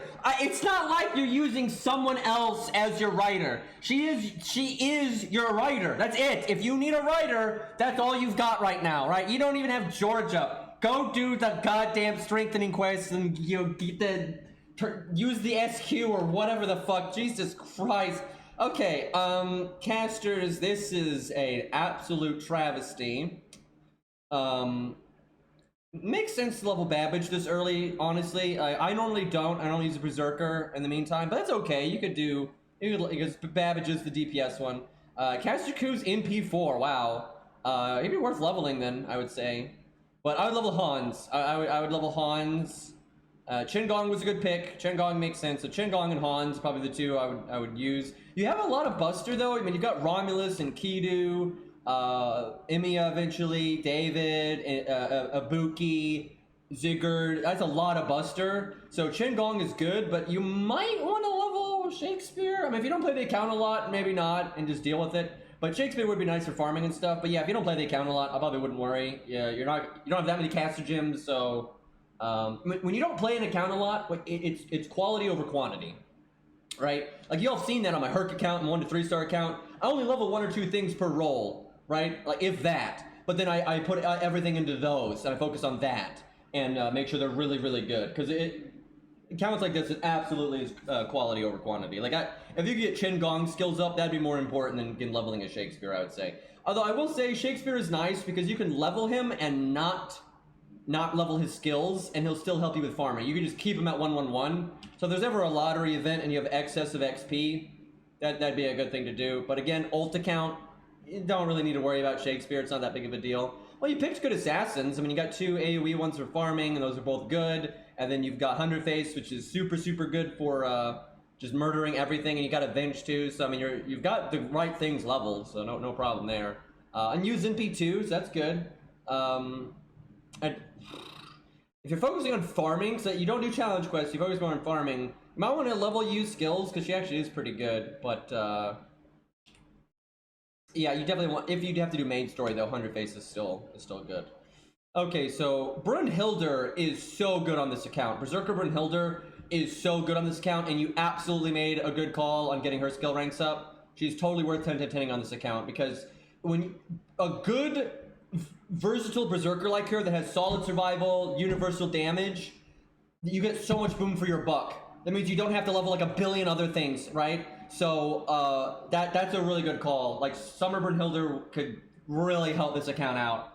And that helps with farming, that helps with everything, right? And you got Spartacus, I assume, for farming. So that good calls there. Like seriously, that like Brunhilde will omega help this account out. She's probably MP1, which is unfortunate, but still, that works well. And you have Chin Gong, so yeah, there's your easy farm right there. Just Chin Gong, Brunhilde, and whatever AoE class is applicable, and you're in pretty good shape there. So Abby's max, so the fact that you rerolled for that, at least you actually committed and got it done, so that's good. You got a lot of extra classes. I'm surprised you have this many extra classes on this account, to be honest. I mean, Yang, great foreigner for murdering stuff. You've got Lobo, right? You got honestly great options here. Like Yang is really good for Fluffy, right? Yang is super good for Fluffy. And then you've got Kiara and maxed out Abigail, Himiko, Luvia, for crying out loud, Martha. Like you got great options here. If I was gonna level any of these, and I guess just Yang's skills really, and then maybe Luvia just because it's so versatile, and then yeah, you're in pretty good shape. Kind of a cool account, to be honest, probably, even though it's limited. This account has K-Scope, yet my main doesn't. That's an oof. That's a big oof right there. Oh, you got the, that's good. You've got the Christmas one, the quick starting in P1, so that's nice. So K-Scope's going to be really good on this account because you don't have a lot of starting NP. I would just throw K-Scope everywhere. I'd level it to 20. Like, throw it on Brunhilde and stuff like that. It'd be great for your farming. That'll help you a lot. Just between that and the 50% one, that and whatever the fuck else you have, there's your farming, right? Like this account could, even though it's scuffed as fuck, it really wouldn't have that much trouble getting some pretty efficient farming in. Like it really wouldn't. It's pretty straightforward, and you can summon a Waiver or Castoria, it'll be fine. Rip Sakura, CEs, yeah, it feels bad that they got rid of it in most summons. Decent amount of apples. Honestly, this account for how like new it, what the fuck, might have to update the NA one. You got Merlin, right? So way back here, you have Merlin now. So I have to. You really should do challenge quests. And I got Cope Scope here as well. Oh, and JP. Well, yeah, leveling Merlin will be good for this account just because Merlin is so good. I mean, there's no way around it. Merlin is so good. You have a decent amount of buster units. You have Reshigal, Ivan, right? There's all kinds of stuff here. Hot Wheels, Gilgamesh. Right, you have plenty of reasons to level Merlin, but yeah, go do some goddamn challenge quests, man. Like, don't worry about it. If you're not into it and you don't like doing the hard content, just use command spells. Like, no big deal. And you've got units you can just throw at it and get it over with. Get some goddamn lores here. Like, there's no shame in it. It's better to get a lore than not. Here's the thing. I like playing the game a certain way. That's not the way you have to play the game. It's just not. I play the game that way because I like playing the game that way. There's nothing wrong with people like, I don't like doing the hard shit. That's totally fine. And, yeah, it's no problem if you don't want to sit down and try to figure out a challenge quest. But with how powerful your account is, you might as well attempt it. Throw your best stuff at it. Maybe reset it one time, just get a feel for it, and then, like, adjust the team. And then just use CS. Like this account will not have a hard time winning. And if you don't win with the 3 CS, then no, whatever, no big deal, right? You weren't going to use the CS for anything else anyway. right? So you might as well, like, don't be scared of it. It's not a big deal. Like, if between Merlin, Scatty, and like, man, you got some powerful fucking units. So you might as well get those lures, because that's what your account needs blatantly, is it needs lures. So and yeah, you got Herc, you got a super Herc. So yeah, don't worry. Just cheese it. Just cheese the shit out of it. Don't. If you don't enjoy it, don't worry about, you know, doing it legit, air quotes, right? You just do what gets by. Yeah, I think some people get like pressured into like, oh, if I don't do it skillfully, I shouldn't do it. Now, fuck that, man. You play the game however you want. You know, if you enjoy doing it skillfully, that's fine, then by all means. But yeah, you just play the game, man. Whatever floats your boat. Yeah, that's something I really want to make sure I let people realize, because, you know, I play the game in a very, you know, like, restricted way, and I like to not trivialize content and everything, but that is not because that's how you're supposed to play or like the best way to play. That's just because I know myself and I know what I enjoy in video games, and I like doing it that way, and I like understanding things and, you know, figuring stuff out. You know, I don't want to get carried. You know, that's just me, right? If that's not you, that's totally fine. You know, if you want to get carried through the story by God Juna, that's totally fine. Like, that's completely fine.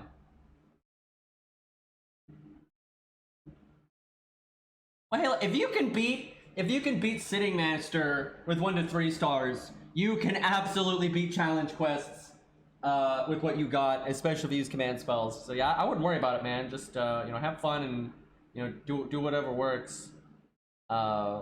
Okay, I honestly really enjoyed that account though. That was fun, and it's always nice when they're in chat and we can talk and stuff. I mean, he grailed coup. Like, you know, I don't know, best choice, 10 out of 10. But yeah, that was really fun. I enjoyed that account. Okay, let's do some of the strengthening quests, and then we'll do Legend, because I don't know how long Legend can be here, so I want to make sure I do a Legend's account review. I don't want to miss him here. Right, I'm supposed to summon my 1 to 3. What the fuck is this? What is this? Why is he level 70? You didn't even do the NP upgrade. You didn't even do the NP upgrade. What the fuck? And it's NP1, right? I don't. Okay. let me just log in my 1 to 3 star account and summon that. It's worse than me, indeed. That's pretty fucked up. And he's got Doggo power, so I'm assuming he likes Coup and like Lobo or something, right? But not enough to do his goddamn strengthening quest. All right, what am I gonna summon here? Lancer, Saber. So Saber is the best. I'll bring Bedivere.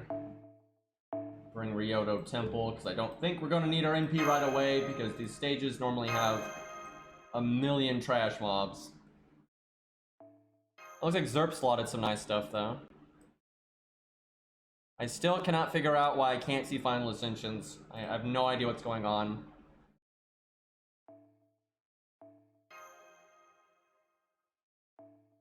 Because like I've compared it to the options menu on my main account, which can see Final Ascensions, and it's all exactly the same. So I just have no idea why I can't see Final Ascensions.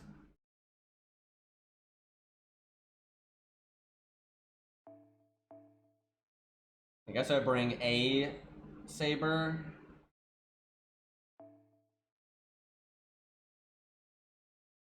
Just don't want to get murdered by the Lancers. And he might not get his NP, so... Oh yeah, I have double Cope Scope. That's gonna really help this account for farming down the road, though. I don't have a lot of units that have...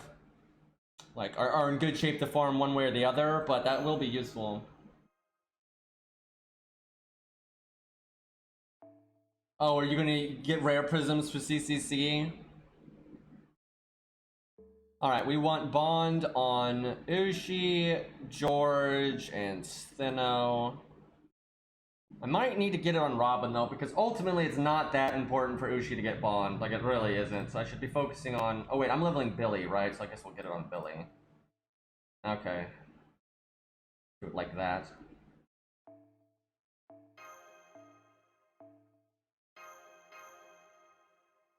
Alright, this should be an easy stage. Most of these are, like, really boring.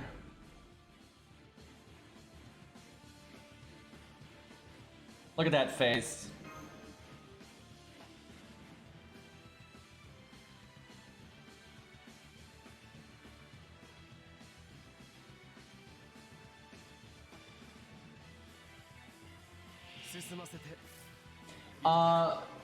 Honestly, you do have good stuff for the Achilles challenge quest is just such a hard challenge quest that, you know, if you're not into that kind of thing, you might have a bad time. But, you've got Merlin, so if you get Merlin up in time, that will really help. Merlin is super good there. So if you do the lottery event and you use those gems, skill gems and stuff to get Merlin up, you could probably beat it, but you could just skip it, right? You don't need to beat every single challenge quest. And if you're gonna skip one, that's the one to skip. So you can just focus on the ones that you know you can beat, and don't worry about it too much. Because yeah, the Achilles is one of the hardest fights in all of FGO, I would say, at least from a budget perspective. He's not that hard to beat with like a whale setup. Like, it really isn't. But for budget, I would say it's the hardest one in the whole game, actually. It's hard to say though. There's a few other contenders, so.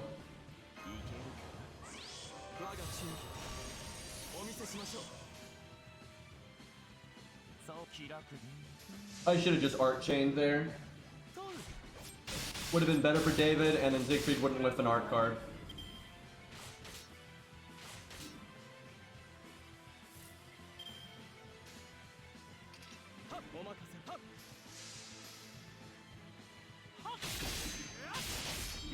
So basically, you're going to want your best normal card damage dealer with like Merlin, I would think. And you can summon a friend's Merlin as well, or Waver, things like that.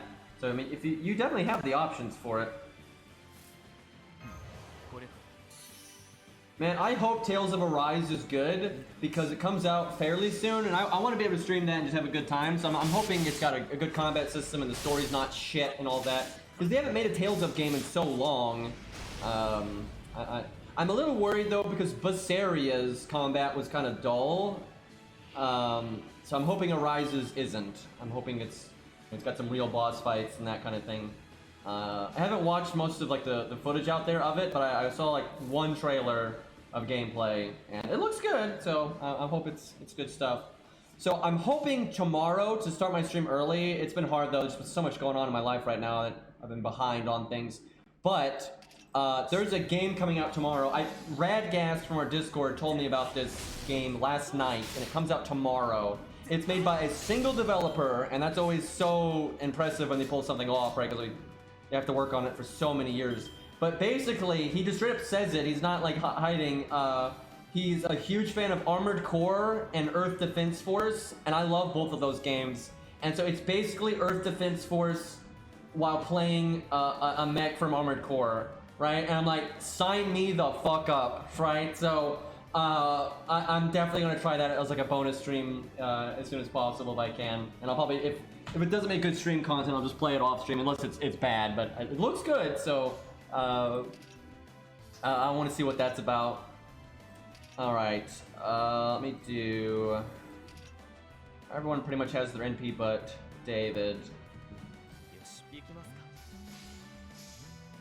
Who's your favorite character from Busaria main cast? Does Dial count? Because he might not be a playable unit, but he's basically main cast. I mean, he's in the skits all the time. He's in the main story constantly. You talk to him all the time. He's on the ship. You know, he's really important. He even has a skit sprite. So if he counts, I would say Dial. If he doesn't count, probably Aizen, I think. But I really like the cast in Busaria. That was like its real strength. Like the gameplay is a little disappointing to me, but I really like the cast and characters and stuff. So, dude, I was so happy that Dial ended up being an actual character that ended up getting a decent amount of screen time, because you know he's like the side character at the very beginning that you just think is going to be a pretty one-note character, because there's plenty of those in Tales of generally that is just like part of that like quest to get the ship going and all that. And you think you're gonna kill him too, but you know then you don't kill him. You work with him for a bit, but you feel like it's gonna be very temporary. But then he just slowly gets more and more screen time and ends up being pretty fucking important. Unironically, he's my favorite character, I would say.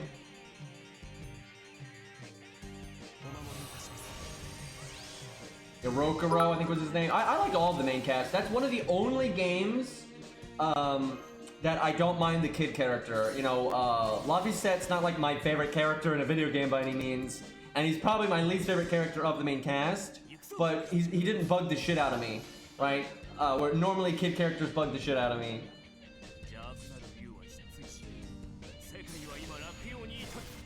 Does that mean Baldy is good there? Honestly, you could kind of make Baldy work.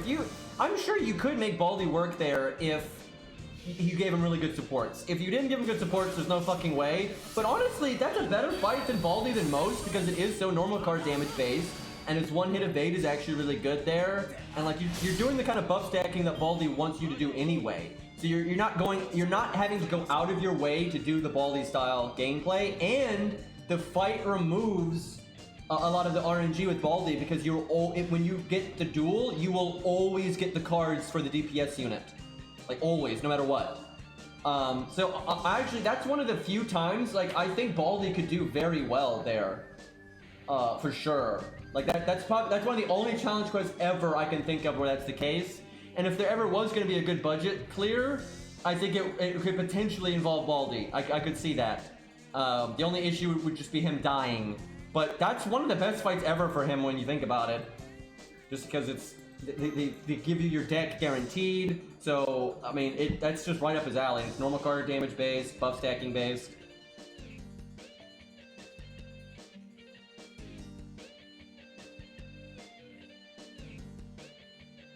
I guess Darius time?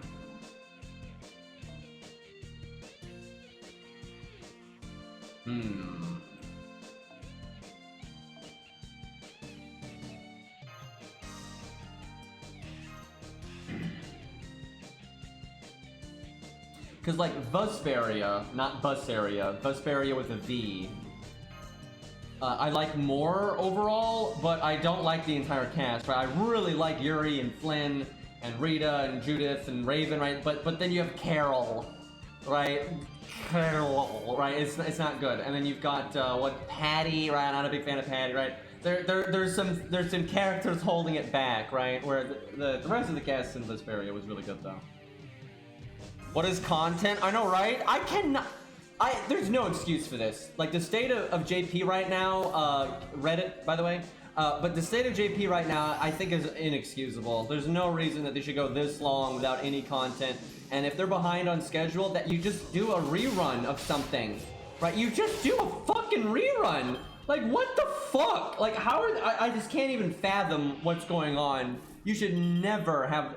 Again, if they had a better core gameplay, then it wouldn't be that big of a deal. But they don't have good, like, they got good, like, core gameplay in terms of, like, the combat, right? But they don't have any, like, game modes. There's no story replay, there's no challenge mode, there's no challenge tower, there's no labyrinth, there's nothing, right? If they don't have, if you've caught up on the story and there's no event, there is nothing to do in this game, which is stupid. The fact that this game is 6 years old and they've never tried to rectify that problem is just shocking to me.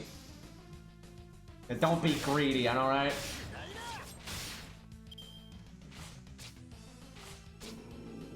Yeah, I really wish they'd be more transparent. And if they, because the thing is, one good thing about being transparent is, like, if you have a problem, unironically, sometimes players can actually see solutions that devs won't. And a lot of times players are idiots and they might know what they want, but they don't know what the best way to get that is, and so their advice can be terrible.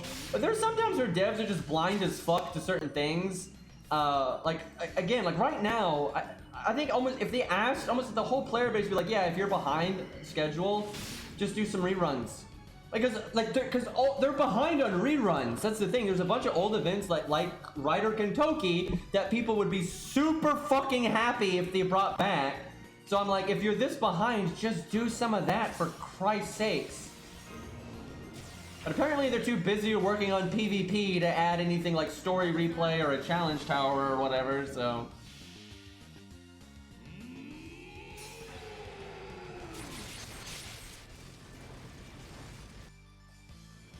NA takes like no money to maintain, so I don't see it dying anytime soon. And JP's not going anywhere. I mean, they may be doing a terrible job right now, but they're making money hand over fist, excuse me. I mean, you know, you get the pork in here, but between Morgan, Oberyn, Vortigern, fucking the 4 stars and Vinch, right? I mean, they made plenty of fucking money. People keep saying it's just Oberyn. It's not. Oberyn is not what made them 3 billion yen. He obviously is a part of it, absolutely, but he's rated up in the same month as Like people, it's really insulting to be like, oh yeah, it's just Oberyn, or Morgan is like, I'm right here, right? They're in the exact same earnings report for the app, so it doesn't work that way. Like yes, Vortigern has made them a lot of money, but so has Morgan and Vinch and Burgerfest and Sith and everything, right? Like there's a lot of things contributing to their money right now. Yeah, am I a joke to you? Like, I would imagine Vortigern probably is more popular than Morgan, I would say, but I'm telling you, Morgan's second raid up, I think, made a lot of money. Because the first raid up made pretty good money, but most people hadn't played the story yet.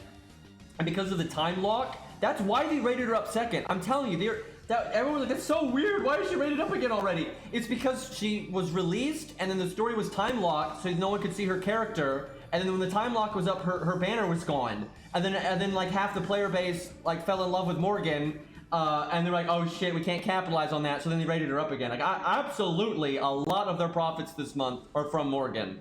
And I think her second banner might have made more money than her first banner, to be honest. Like, Jesus Christ. And then people want their coins, so they want more than MP5 and blah, blah, blah, blah. Like, Morgan is fucking popular. Obviously, so is Vortigern, but oh my god, Morgan is popular.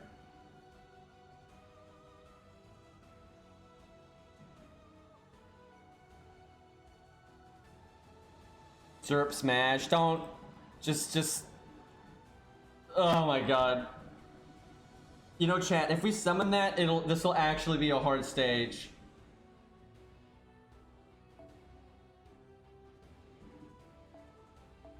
Well, hard-ish. I don't know, these enemies aren't that impressive.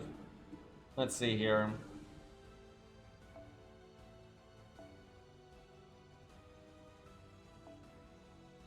What am I doing with my life?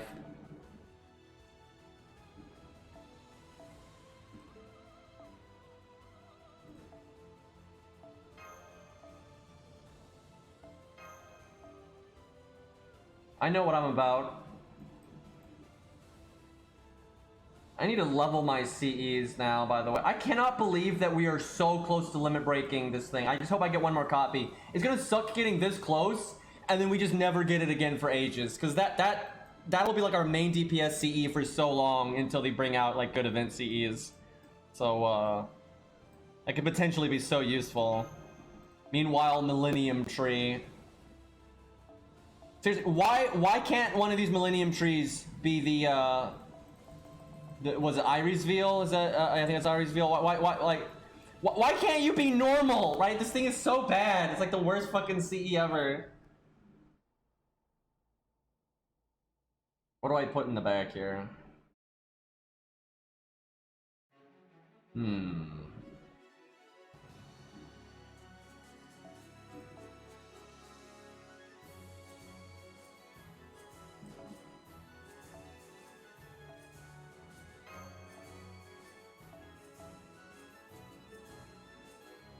Good enough. I really do need to do CE management. It's getting out of hand here. And like, there's no reason not limit break this one. Like, there's no reason not to.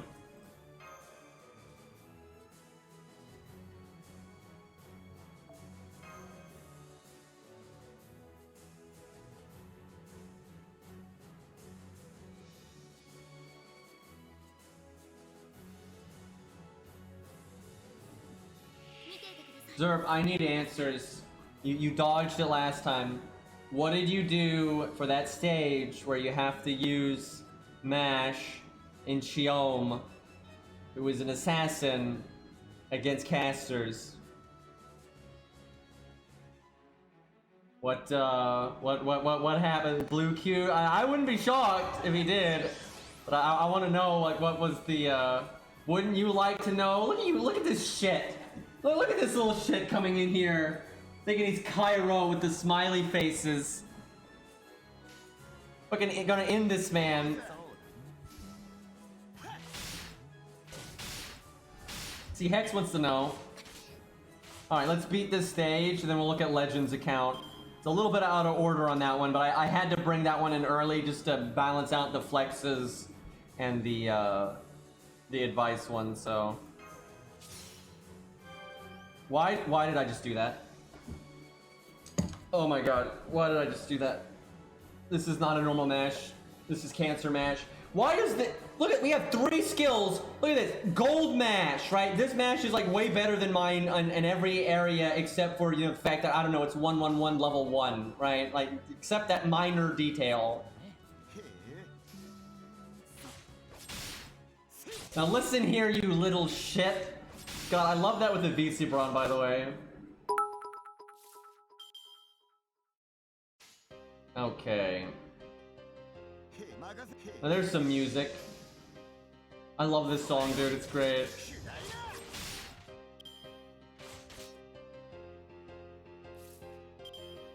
Yeah, it's probably going to be a while before another Morgan raid up, but she's so popular that she'll come around. I could see there being more. And they're that popular, they'll at least do it once a year, I feel.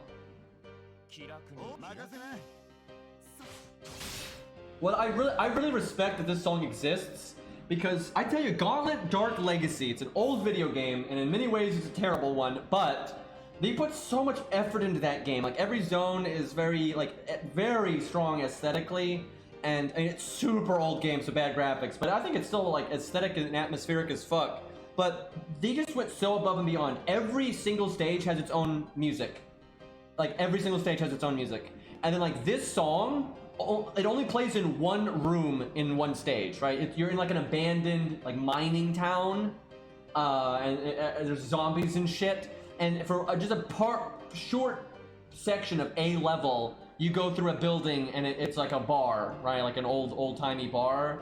And there's, like, a ghost piano, you know, playing the music for like when the town wasn't abandoned or whatever, and it's playing this song, and and then that's it. That's the only time the song is used in the whole game, but they put some effort into it, and there's just a lot of effort in that game like that, where they go above and beyond with the detail. But it's a super old game, and its combat is pretty shallow, but it's still a fun game. I've gone back and played it, and it's a good time. But yeah, it's old as fuck.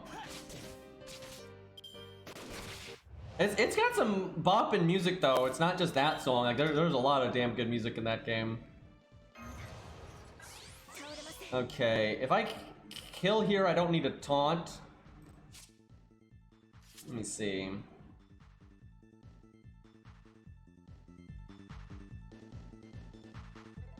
I'm unironically gonna try to keep Mash alive a little longer. When David's heal at level 1 actually moves your health bar a decent amount, you know something is wrong.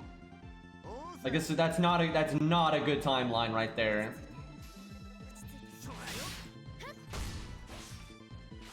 Damn it! I should have done the attacks in reverse order there.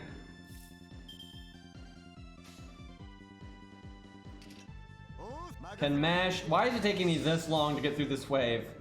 Can Mash miraculously live here? Because then I can taunt next turn and get some nice value. Well, she lived. Make stars, I guess. I wonder if there's a way that we can keep Mash alive.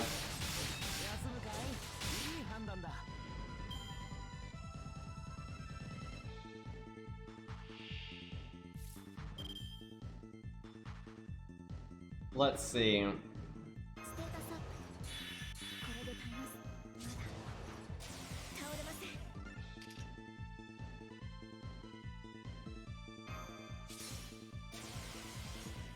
I'm not gonna NP with both of them at once because I don't want something to go super wrong here. Please insta-death.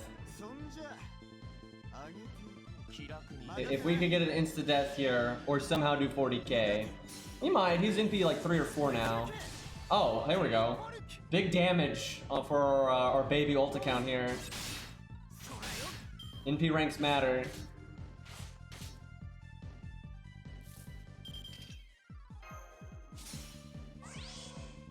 Oh my god, I think Mash is gonna live. Are you kidding me? How did this happen? But nice Battle of Kemlon we got here. By the way, if Battle of Kemlon didn't have the bonus health, I think she would have died. Oh yeah. Yeah, she's gonna live. Max health too, by the way. I don't think she can do 1,000 damage. No, I gave her a chance, but I don't even. I don't even.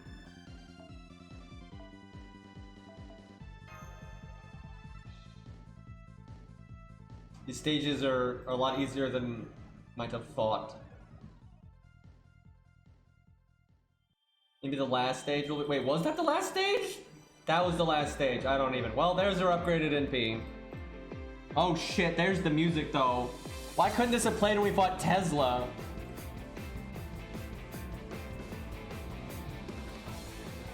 Okay, well, that's it for the upgrades that we can do. Alright, it's legend account time. Whoops. I actually already have the reviews up on my other monitor, so I don't know why I even brought that up. Okay, let's see. This is Life and Ash, the song. It's made by the people that do the Armored Core music. It is very good. I hope Sita happens someday. Okay, nearly 2-year-old account. Been playing since Jolter Lily rerun. Just a flex account. They're all flex accounts. But I'd like advice on what CEs to keep investing in. Mostly like doing challenge quests and story fight stuff. Story replay win. I know, right? Jesus. For hard content, I really like fighting things at neutral. To me, it's more fun than being practical with counterclassing. Wait. For hard content, I get it for easy content. I do that all the time, but I don't know. Maybe use strong stuff to kind of make up for it. I'm not super budget with how I build my teams, but I do like using a lot of the low star supports from time to time. I like pushing a lot of my favorite units to the limit, what they can do. Yeah, I get that, but yeah, if you're fighting really hard content, it's really hard to make neutral work. I try to avoid having an uncompatible DPS get carried by an OP support in a fight, but it happens sometimes. I get a little too crazy. I like fighting Sabers with Nuke Head crazy. That I'm not surprised by, because I know you like Nuke Head a lot. As seen here in this picture. Big Nuke, she'll be 120 when the trash coins come to me. Comes to NA, I know, feels bad. At least you get them retroactively for a 4-star. I throw her at pretty much any hard content when possible, even if she isn't applicable for it. DW, please release tan costume. Thanks. Yeah, they're never— I don't know why they never did that, but at this point they're probably not going to, because, you know, they're cowards and all that. All right, NP3 Void Cheeky. That's actually quite good. Like, you can get some pretty big nukes out of that, and, you know, tanking. Okay, does Mordred have her second skill buff on an A yet? Because if she does, then it's worth getting that second skill to 10. If she doesn't, not really that big of a deal. Nope, well, feels bad. Well, good to grail it, or grail it, and basically lore it when it is. Landling is NP3, that's really good. Landling becomes really busted when you get those NP ranks, so that's super good. I'm sure you're aware of that. NP1 Lancelot, NP2 Dion, NP3 Siegfried, Bedivir's Rip. Okay, so Hokusai is on my Grail list. For the longest time, Lancelot was this account's only raised single target Saber. It's a shame that he's only NP1. Mostly due to him being, to me being stubborn about not rolling story for Bedivere and not caring for Caesar much. So early on this account, Life Lancers were a pain to fight. Well, Lancelot's good, so I'm sure it wasn't that bad. Just no survivability, and he is NP1, but still, Lancelot's pretty good. But now you got plenty of good Sabers, so it's not a big deal. Man, everyone was talking about Sita in chat there, and now we got a Rama. Feels bad. But, yeah, you don't really need to, you know, I mean, you've got AoE, you've got single target, you're fine. The only issue is you don't have, like, single target with really good survival. But there's not much you can do about that, so hopefully your Berserkers can stand in if you need it. But you got so much utility with Landling, it's like, who cares? Now that's a Hot Wheels. Fucking level 98, 10, 10, 10. That's really, and he's NP5, so, well, there's your Fluffy killer, and probably your Achilles killer, and a lot of other things, so that's super useful. We'll see what else this account has, but you're already got some good options there. Legend, I'm telling you right now, don't try to use Nuke Head against Fluffy. You could do it against like everything else. And I know you're not gonna listen to me, and you're gonna do it anyway, but that's not gonna, well, I tell you what, if you get her to like a high level before fighting Fluffy. Like you get her to 110 or 120, God help you. She actually might be able to do it then because she's got a debuff clear, and with that high of stats, you might be able to do it if you use OP supports like Merlin and things like that. So you could probably do it actually. You might not even need to get. Yeah, it is bad that she debuffs the boss, but it's not. It's there's ways around that, so it's not that big of a deal. So you can't stop me. I figured I couldn't, but honestly though, yeah, with the Grail system and the passives, let's see what is her passive. Maybe she gets lucky. I have a feeling it's anti-Lancer for her, but let me check. Maybe if she has anti-Berserker, then at a decent level, then it could actually be good. Wasn't her other self a Berserker though? So maybe they'll give her Berserker because of that. Nope, it's Caster. I can't even imagine why they picked Caster. Well, that sucks. If she had gotten Berserker, that actually have been pretty useful. I don't pass the David test. You indeed do not, and all you gotta do is give him a lore. I do have Merlin in my defense. That actually is fair. I mean, when you've got Merlin, just having David skill at 6 is generally good enough. But it's nice to have, and you even said you like to use budget support sometimes. So if you're like using budget support, it's one of the top ones.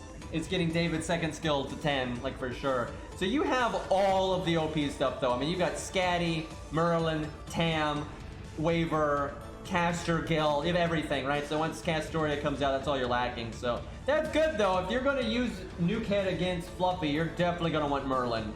I actually, you know what? I tell you, if you can get to like level 110 or something, I think you might be able to do it.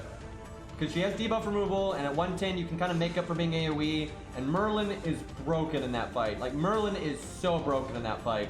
Like, Merlin with the story support caster Artoria is crazy. But you could probably do it. It won't be smooth, and you'll have to take a few, probably, attempts to get used to, like, what skill order to do for the supports and stuff. But, it is doable. So we got Arjuna for AoE. Super Grailed Hot Wheels, which is awesome, and then Fujino and Emiya, so you got super good stuff there.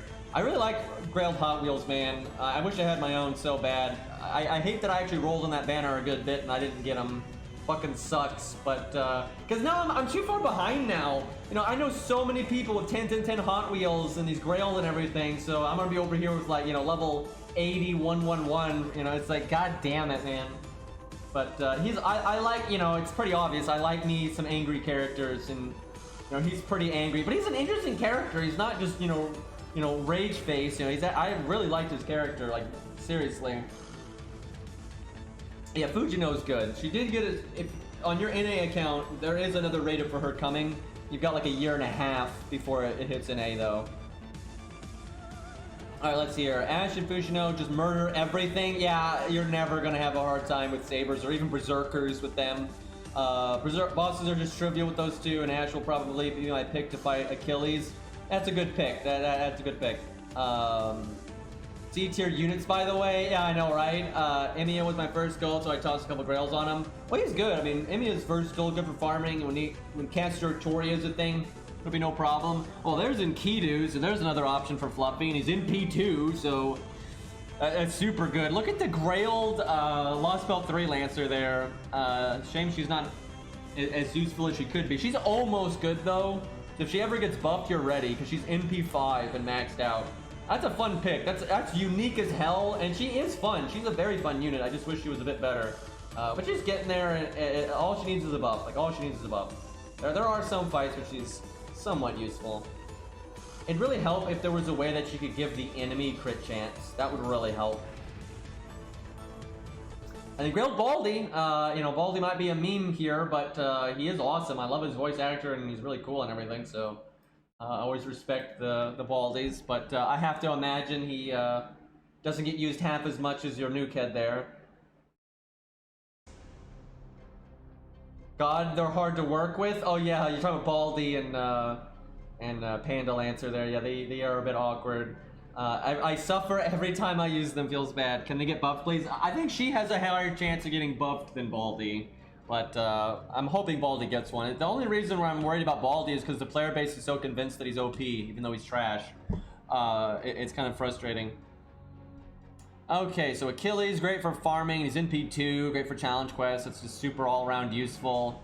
I got the Santa, not Santa. There's so many Artorias, dude. God, it's Summer, Alter, whatever, whatever. You know, the sniper rifle Artoria, right? Whatever the fuck. Anyway, that's a rare one. We don't see a lot of people with her, and she is pretty fun to use with Atlas, right? You have so much cooldown reduction. You can do some neat stuff there, so that's a fun unit. She's not exactly meta, but she's good enough. So you got Martha, so there's some anti-debuff. Her skill ranks are atrocious, though, so that's something to work on, but Martha's good. You got Alex. So you got plenty of options for Demeter when that kit's NA. You got Ushi, Achilles, Ryoma, Martha, Alex. So you'll be fine. Got George. That 996 though. Got to get that taunt to Tensor. All right, so maxed out all the super supports. So that's a super carry for farming and whatnot. All the non-welfare goals casters are NP1. That's unfortunate. So you even an account as strong as this, you still don't have like that go-to just assassin murderer. You've got plot monk, but it's NP1, which is good, but it's not going to be on par with like literally everything else that you have, right? Like every other class you'll deal better with. Let's see what you got for berserkers though, real quick, because that could change that. So Jesus, what's the NP rank on that angry cat there? Let's see, a lot of NP. She's NP2. So, I mean, there's your assassin killer. Between her and Gajuna, oh, and Hijikata, do you use berserkers for assassins a lot? Because I feel like you would on this account. Because there's no way plot monk I figured. There's just no way that plot monk would keep up with like Atalante or Gajuna and stuff like that on assassins, especially when you've got these good supports to work with them as well. So. Alright, so what do we got for assassin here? So super cheeky, I like that. You know, slap 2 grails on it, that's always reasonable. You know, 90, 10, 10, 10, that's super good. I might do that myself someday. Cheeky's awesome. If I'd ever get around to watching K&K again, I'd probably have done it by now, to be honest.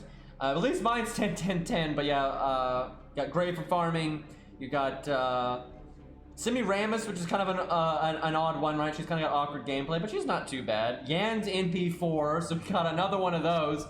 But it's probably just luck because you haven't 10-10-10'd him, so I assume he's not like one of your favorites or anything. All these high NP ranked Yans, dude. But this account has a lot of good, powerful stuff, so it's not a big deal. You got that 100 Faces backup, Fuma for utility. So your assassin slot is, I'd say, noticeably behind pretty much every other slot. But I'd say a Grail Cheeky is good enough that it's not that big of a deal, and I doubt you have any major problems with riders. And there's not a lot of rider bosses that are super hard. I mean, I guess there's Bull of Heaven. What did you do for Bull of Heaven back? Did you play back then, Legend? I think you did. What was your situation back then? I have to wonder. Speaking of 100 Face, we have the music right now. Because I bet you, let's see, Nukehead, I don't think it was a thing back then? I'm not sure. It's hard to remember. I'm old, man, and the game is so, it's hard to keep shit in track. Because if Nukehead was out, you probably used Nukehead for Ishtar, and then whatever assassins you had at the time. But what did you do for Full of Heaven on this account? Because like, you probably did Cheeky 100 Face, would be my guess. Because you probably didn't have some of these other options back then. But I don't know, maybe you didn't level 100 Face that early on. I used Enkidu to kill Ishtar. Well, that's thematic as fuck, and I had Shiki and 100 Face as my assassins. Well, I got the assassin part right, but I didn't get the Enkidu thing there. But yeah, Shiki 100 Face, that's enough. Like, just those two, they got it, right? They're so fucking good, and they have great synergy. Dude, I have never regretted leveling 100 Face's skills. Like on any of my accounts, she's 10-10-10 a lot of my accounts, and I've never regretted grailing her. She's just so fucking useful. I like the Mori there. Already 10-10-10. Feels good. What's your NP? NP5. There we go. Respecting the Mori there. How did you save up for him? Or did you just get that as a consequence of like going for... Nope, you don't even have Big Nobu. So I'm guessing you actually got Berserker Nobu as a side effect for going for Mori. So you did save for him. So that's a good man right there. None of that casual, like, I've got 150 SQ. I'm grailing him too. Nice. So I obviously approve of that. But yeah, I'm guessing you got Berserker Nobu because you didn't really level her much. That was probably just a side thing. So yeah, between God Juna though and Atalante, you're pretty much set. Normally, I would recommend getting skill ranks up on Jerker because it's easy to do, but you have so many strong Berserkers. If you don't care to use her, it doesn't really matter. You've got plenty of options. Level your Angra. His Angra's fine. Nobody uses that, right? So you've got, what do you got for Avenger? You've got Lobo, that's nice. What's his NP rank? NP3, hell yeah, get that 10-10-10 at some point. There's your Zeus killer right there if you wanted to do that. Although let's be real, you're going to use Nuke Head. You've got the best alter ego, so that's good. She's also 999. You also have the worst alter ego, Akita alter. You got Luvia, 2 Grails, Hokusai Grail. So you got all the good extra classes, right? Anytime you fight those weird bosses that are hard, but they're an obnoxious extra class that free-to-plays don't get to counterclass, you can always counterclass them if you want. But knowing you're not going to do that. So I bet you these collect dust a lot. Like, I seriously, I think a lot of these collect dust. Maybe except for Hokusai, because you probably just like her and you just AoE go burr. But I have a feeling your melt doesn't get used much, even when you do fight a foreigner and stuff. I think you probably use other things. That's what it sounded like. So, and because she's not 10-10-10. I think if you used melt a lot, she'd probably be 10-10-10. So she's kind of just waiting in case, I guess. But yeah, Lobo's worth using though. He's a good boy. No mash is never getting lured. No. You always lure mash because she is the budget support, and you want those cooldowns. If you're gonna do something, at least lure the first skill, right? You can forget the other two, but the first skill is really good when it's lured. Shut up, Zerp. That's so. If anyone else did the smiley face, it wouldn't matter. They'd just be on a bandwagon. Fucking Zerp. God. No sumo. Yep, that's the way of it. And look, yeah, you gotta level a bunch of other things up. So aerial drive, good pick because aerial drive gives you NP up even if you're not Buster, and then your Buster cards do stuff. So seriously, aerial drive is good. But let's be real, you leveled aerial drive to 100 first over the other options because of Nuke Head. That's the reason. I don't think I've ever seen someone level the CE from Setsubun. I don't think I've ever seen anyone level that one. It's okay, but it's not really that good. I'm very confused as to why that's level 100. Some context to that, I made my account before it was re-ran, the Golden Sumo. I could have had it, but my first impression of FGO was pretty bad. Oh no, is this... You tasted the golden fruit and you threw it away. You don't play for FGO, you play for Golden Sumo Legend, although he's right about early FGO being bad. Crappy early story, true. Boring gameplay since the supports would one-shot everything, also true. And most of my servants had garbage animations, super true. So I stopped playing. Chat, what do I say all the time? What have I been ranting about? It's like this game is... Let me guess. Hold on. I bet you had to you probably watched videos or a friend told you it gets better. So I stopped playing it pretty quickly because it's ass. By the time I gave the game a second chance, Sumo was long gone. You must regret the shit out of that, dude. Also, I have... So, okay, you didn't say... What made you... Legend, what got you to play again? Because you rightfully were like, this game is garbage. Look how easy it is, right? But what got you to... Why did you come back? Because it had to be an external factor. It had to have been. Or you were bored. Or you were, like, bored out of your mind. Or you watched an anime or something. Like, what's the... What got you to try it again?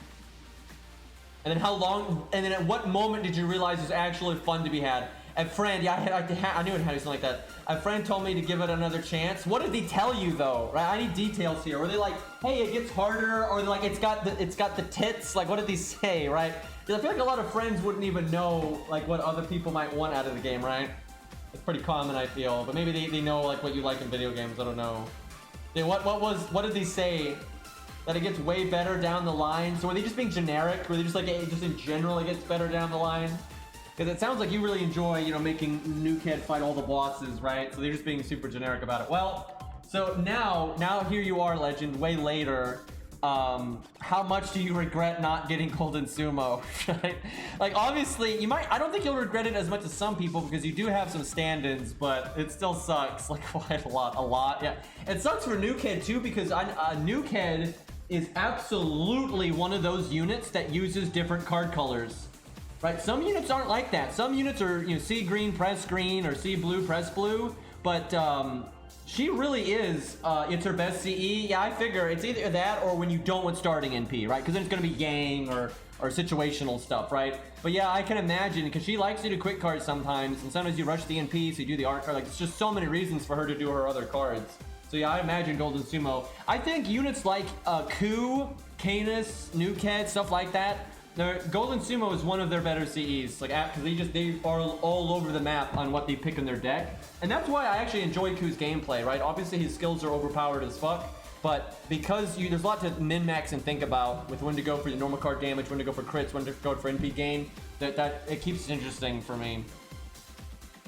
But yeah, that sucks when your favorite unit, you could have gotten their best CE and you just missed it. So what do you got here though? 100 aerial drive. It's a good stand-in, it really is. And for sometimes it's better for like buff stacking. You've got Black Grail. That's a good pick. I'm really confused about the Setsubun. I have to wonder why you leveled that one. It's not terrible, but that's a really weird one to take to 100. So you got, and then why the Mordred Sissigo one? I mean, obviously Mordred and Sissigo are really cool, but that's not a particularly good CE. I think, you know, aerial drive's almost always better than when you don't want starting NP. I think Art of Death a lot of times will be better, or you know, the Caneth album, stuff like that. I think there's almost always better picks than it generally. But you got the Guts one. That one's very good. The Guts one's super good because Mordred is B. I mean, Mordred's great, but the CE really is eh. So did you get? Man, imagine. So you. Oh my God, you played before Golden Sumo too. I leveled the Setsubun because it was my only 50% for a long time. All the way to 100 though, I would have taken it to like 40 or 50, but yeah, I guess it was that. You missed a lot of them, so it's probably that into our aerial drive. And then, oh, that sucks. Wow, that sucks. You have aerial drive, and then you've got the U event one, right? The UCE, right, where it's got 50% starting NP and Buster up as well, but you don't really need that, right? It's a good backup if you need to bring more than one. But yeah, like if you got aerial drive, that U1 doesn't have a lot of use. You need like some other stuff. So you must be really happy that Nukehead CE is actually good. If Nukehead ever needs Pierce and Vulnerability, that CE is actually good on her, right? Because it's Buster up, so that's kind of nice. Not always better than the Attila one, but it's still a solid option. Also, I was one away from MLBing Holy Night Supper. Oh God. As a reminder of my noob mistakes, I didn't buy the last copy from the shop. I thought it was gonna be you didn't get the drop. Oh my God. Oh my God. How do you, but you got Poster Girl. You don't have Golden Sumo, you didn't limit break the Jolter one, but you've got Poster Girl. Like the most broken ass thing ever. Poster Girl is dumb, I abuse it a lot. Gotta thank Lily for sending me down the silly, but yeah, it's so busted. I mean, it is easily, nothing trivializes FGO like Poster Girl, man. I mean, you can make Merlin a taunt wall, right? It's so busted. That's why we don't have other taunt CEs like it, by the way. That's a respectable amount of apples. I farm a lot of boxes during Lotto, so apple count is not anything amazing. I mean, it's above average from what we've seen. We've seen a lot of 100 minuses, I would say.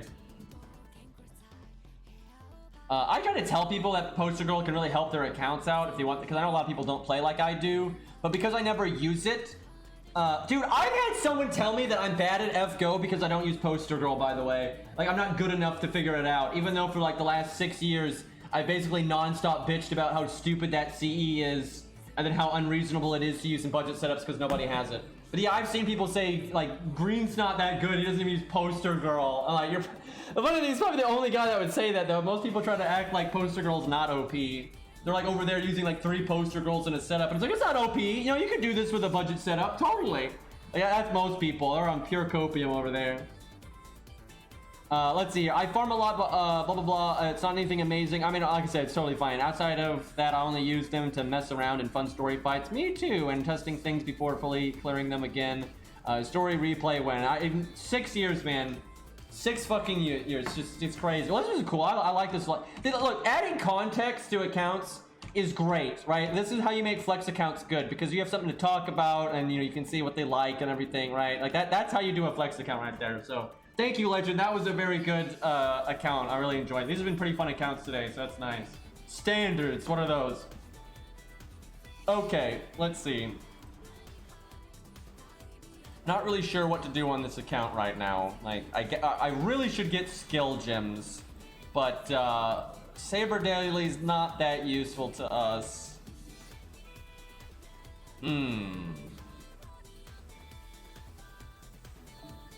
Wasn't entirely roast. I mean, there was the coup, right? But there was a degree of scuff there. All right, for this kind of farming, okay, I'll beat it one time with the 1 to 3 star count. But after you beat it one time, right, then I'm gonna go ham on this if I need to do it anymore.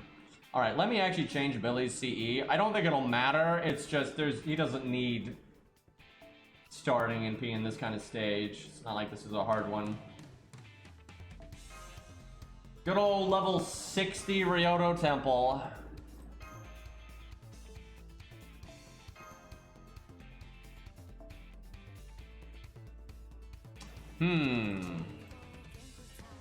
That should be good enough. And the back row can just be about what I need to unlock strengthening quests. David, because we actually need that. I guess Billy. I really hope they buff Billy again because he's like almost in good shape, right? He's like almost doing really well, but he's not quite there. I don't think we're gonna need David's NP. Well, maybe for the second wave. Dave, I can't believe that. I thought if they ever updated the dailies, they'd be way better. And like they'd look at other games, make them more interesting and engaging, fight bosses for better loot and shit like that. Nope. Literally all they did was give doors slightly more health and make them drop more QP. And they gave hands slightly more health and they drop more XP. And they didn't do anything with the green dailies. I mean, what a joke, dude. I'm so tired of FGO like disappointing me all the time.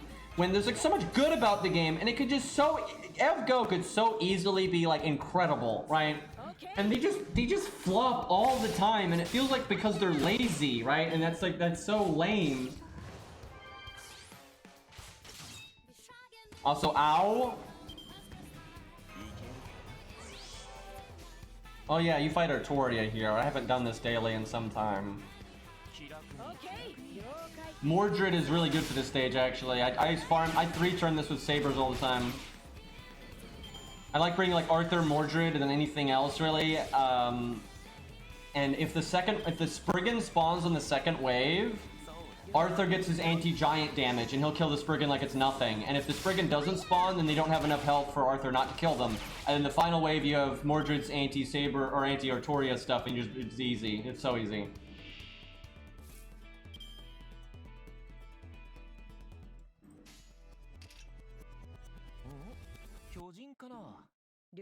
Hopefully David does 22k here.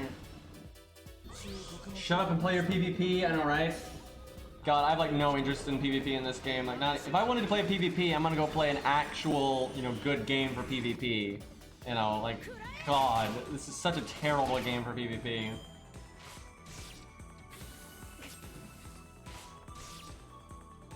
I'm so upset about that. It's just, and I don't think it's the lead dev's fault. The way he talked about it, I think he was trying to say that in a way that he wouldn't get in trouble, but he's basically saying they know it's dumb and they shouldn't do it, but they have to because the higher-ups are making them do it. And I really do think that's what's happening. And that's just such a travesty. Like, this game needs things like a challenge tower. There's so much stuff that can make this game better. Like, so much better. It has the core like combat mechanics, right? It does.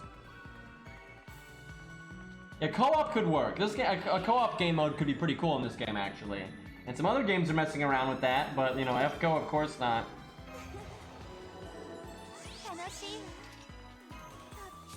Alright, level 70 Billy with a goddamn 3-star CE. How are we gonna do here?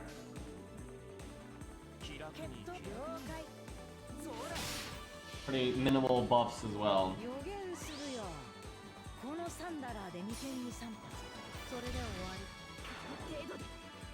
I've played the co-op and Art Knights with Poi Poi and another one of my friends, and It's pretty fun. The problem with it is, one, there's only 3 stages, so you know it doesn't take very long to kind of master it. But what I don't, this is a big con for the co-op in Arknights. Basically, there's a top floor, and things can fall off the top floor down to the bottom floor. So then the bottom floor is like where the buck stops. The problem is you don't really interact with each other very much, right? It's not like you don't drop your units on the same map. That's what I would have done. I would have made it where like this map is big enough and set up in a way where you're going to need to divide your attention, but then you can at least interact with each other some, right? Where you can't even see what your teammate is doing, right? If your teammate is on the top floor and you're on the bottom floor, you literally can't see each other. So it's kind of like you're both individually playing your own stage, right? That's kind of lame, right? There's a few mechanics, like you can trade like these enemies to like get power-ups and stuff, but the co-op could be better over there. Like I think Arknights is lucky in that like their combat mechanics could translate to co-op extremely smoothly.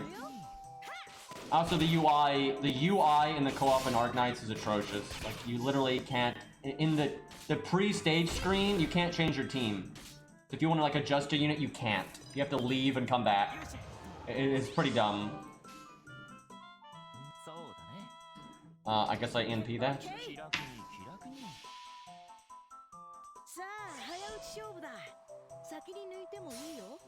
Dude, I've got a friend that I've known for a while, but he plays Arknights a decent amount, and he literally Anyway, he plays that game in like the complete opposite way that I do. He's just like high rarity spam for days. That's a lot of people though. Like I mean, like most people do that in a lot of these games. But it's just funny. I just clicked all the wrong buttons on the thing there. Thank you, David, though. Easy save.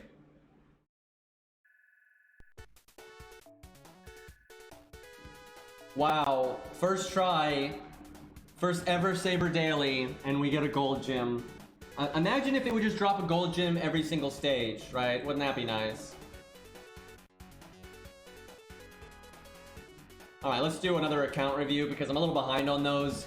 And we're pretty caught up now on this. Most of America's boring until later on, so I don't need to play that on stream until like the end. Okay, let's go with Silent Blade. He's in my stream quite a bit. Memorable name. Always think of Vandictus.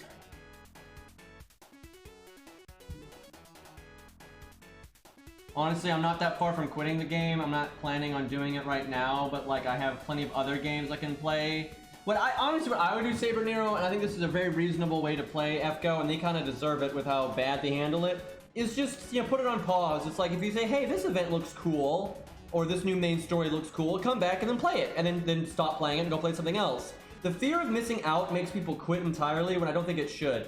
You've got good enough command codes and CEs and stuff that if you missed every event thing from now on, you're fine. It doesn't matter. So if you come back and find, hey, there's a new boss in the new main story, you're good to go, right? So if you're not like enjoying the day-to-day gameplay, right, because of how fucking bad FGO can be, you know, just go play those other games. Just go have fun with the other games. Don't worry about keeping up with FGO, right? Don't worry about maintaining. You know, the fear of missing out fucks up a lot of people, and it shouldn't. It's not a big deal, right? You're playing some and just enjoying it. That's what matters, right? You know, I see people literally, they won't even try a gacha game if it's been out for a while because of the fear of missing out. It's like, I already missed so much stuff. It doesn't matter. They're always adding new stuff that can catch you up. So it just doesn't matter, right? And a lot of times when your account's weaker, the game's more fun anyway. Okay, warning, extreme scuff ahead. Uh-oh. Context for this account, I made it quite a while ago, but only occasionally played it. Excuse me, the music is looping, although good song. Actually, I don't think it is looping. I think this is a different version of the same song is what this is. Anyway, hold on, let me pick something on my playlist there. Okay, where were we? Occasionally I played it until about last year. I picked it back up for the exclusive purpose of getting Vench. So I went through part 1 and 1.5, picking up the free quest SQ. This is very much an old account. Did you do free quests? Because that's another way to get SQ.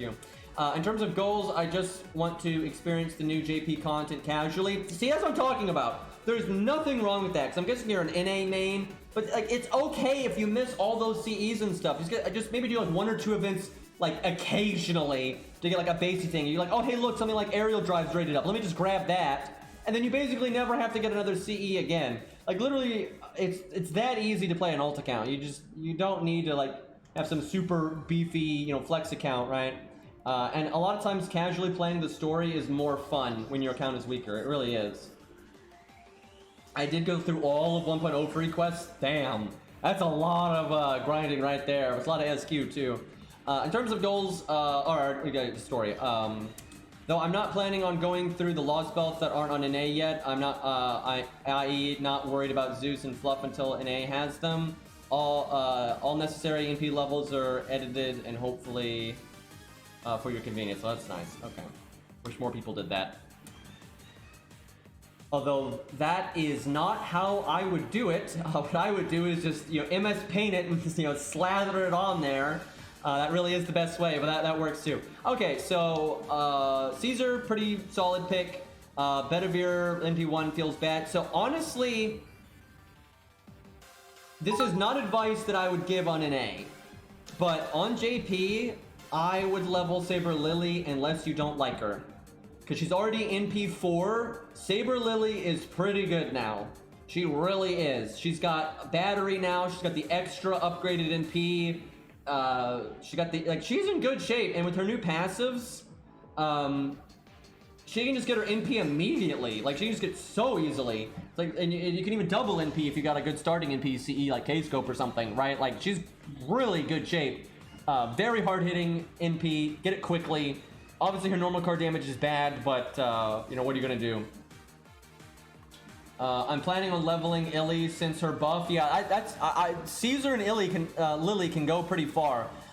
It would not hurt to level Arthur at some point for the normal card damage.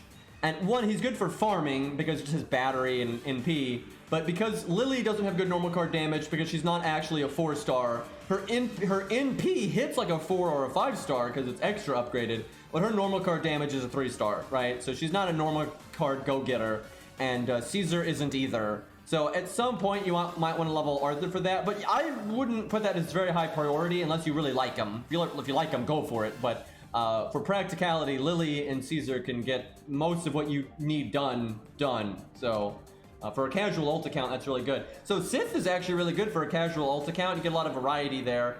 Still level your fucking David though. That should still be super high priority because again, the more casual an account is, the more you need that backbone, right? Like if you have an account that's really casual like this, you're going to need that kind of support. So if you get Sith and David, you're looking really good though on keeping your team alive. Like that'll be so strong. If you having Tristan or Sith work with David is just so good. It's so good, especially for an account like this one. So let's see though. I would level Sith, which you already have, David, and then let's see. Tomoe at NP2 is pretty tempting. Because of Sith though, I don't think you really need it. You need an AoE one. So I mean Arash for farming, and then maybe Atalante, maybe? You seem to like Chiron though, because you already leveled some, and Chiron is good. He's not super useful to this account, I would say, but I mean he's fine. It's not like Chiron is bad or anything, so if you like him, I mean fuck it, go for it. Yeah, let me go to casters here. Okay, it's pretty much what I would expect. At least you have Asclepius though. I'm actually surprised with how this account is. I'm super surprised you have Asclepius. That's a huge help though. That would be one of my highest priorities on this account. If the goal, because you said the goal of this account is to enjoy the story.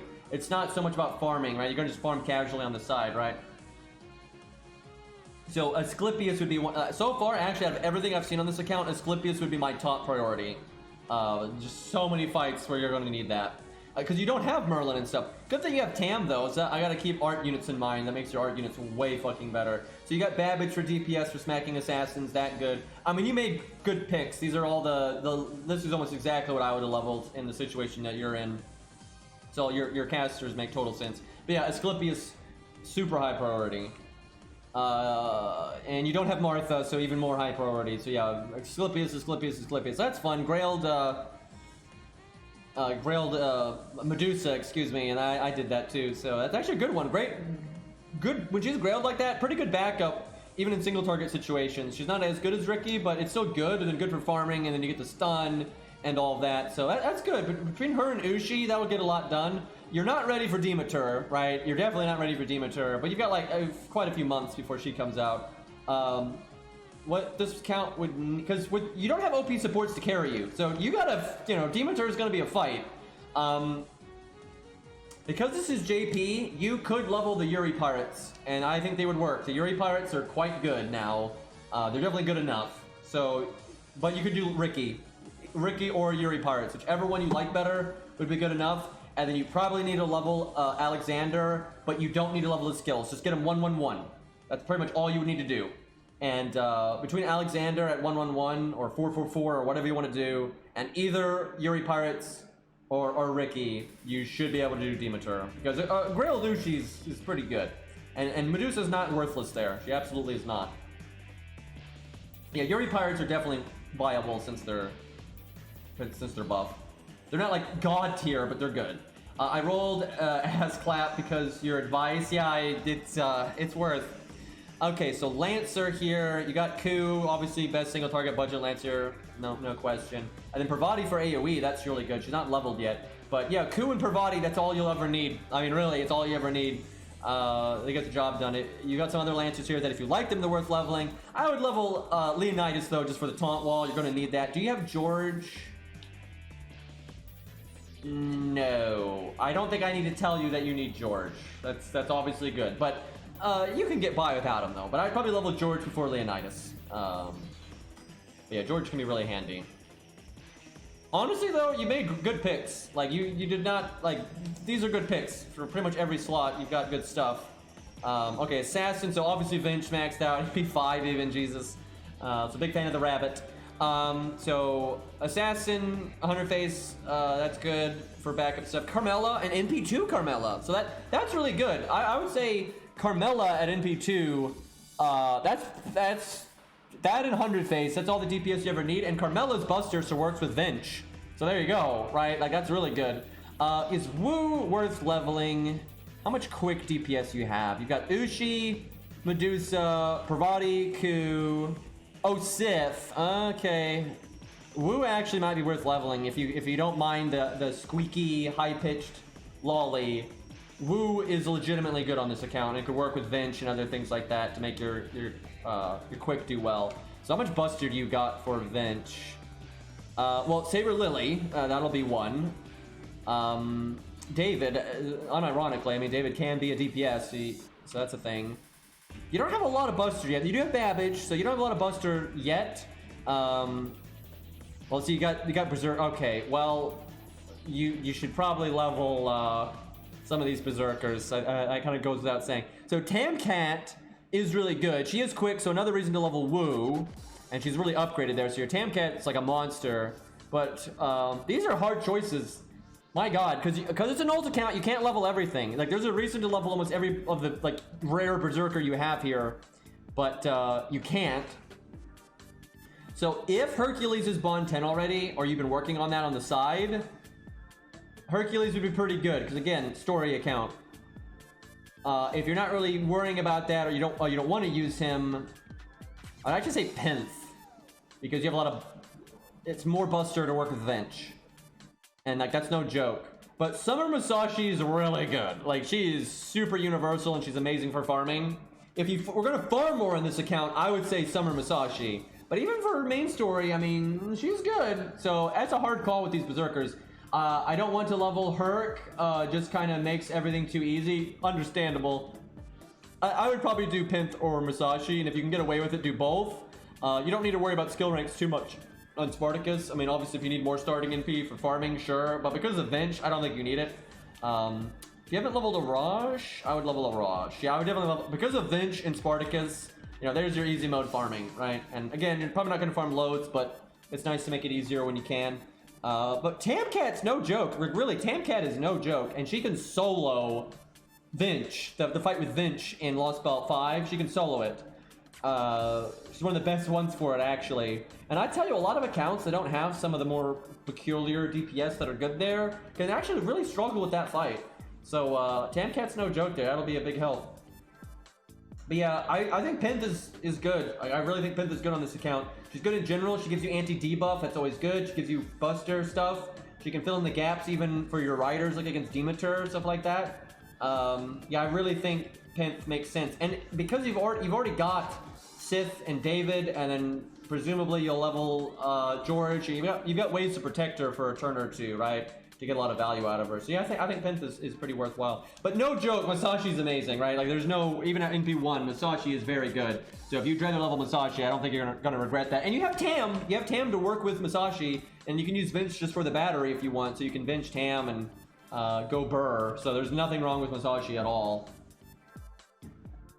Well, this is definitely a, oh god, well, Mash is definitely worth 10-10-10ing. Even on a scuffed account, it's like for Fluffy and Zeus and things like that. You're gonna want it, but you got obviously you in a lore deficit because it's a very new account that you don't play much. So you probably miss like every lore and every event and every challenge quest, right? So you're really bad shape on lores. If there's ever any golds you don't like, you could burn them and grab lores that way. I would on old accounts that can be a pretty handy thing. If you just don't care about you and Stheno or whatever, you could burn them. But they're high NP rank, so I assume you don't hate them. But yeah, you've got plenty of stuff. If you ever need a good DPS caster, you got Plot Monk there, but Babbage will stand in just fine, I would say. I don't think BB's really worth leveling on this account right now. Maybe in future, you just don't have enough like really good supports at really good skill ranks and everything. I don't think you could consistently get a lot of use out of BB right now. You could though, I mean someday you could, and even out of his generic value as a Moon Cancer, she's not bad, right? I don't think it'd be terrible to level BB. But I think you have way more pressing matters on this account right now. Oh my god, the music is so looping right now. Let me fix this here. Hold on a second. Not that I mind the song or anything, but all right, do we get okay, see, no scope. Well, that's, you know, if you don't play the account a lot. Art of Death, so that's a decent, no starting NP, not MLB yet though. You got the guts there, that's good. When an account's in kind of a rough spot, that's a good gut CE to have. And no, I don't mean necromancy, chat. I mean 3 goddesses, 2 legs, or whatever the fuck it's called, or two goddesses, 3 legs. Woo startled me to NP5, oof. That's a rough one. Okay, so let me look. So the Sakura scopes are actually really good on this account because I think you lack starting NP. A decent amount of apples, that's respectable.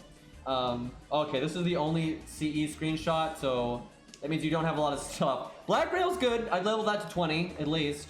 So yeah, the Sakura CEs, you're gonna be using those for a while on this account because you don't have much else, right? But, I mean, they'll go a long way, so you got to go. This song is awesome, by the way. Yeah, I mean, Sakura scope for days, and then, you know, Formal Craft and Art of Death for days, right? That's pretty much what you gotta do on this account.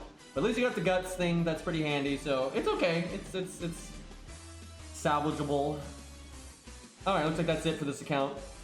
It's pretty cool though. I think you made some good calls. You know, keep me posted, because I see you in chat a lot, so keep me posted on your boss. You know, how the bosses go and stuff.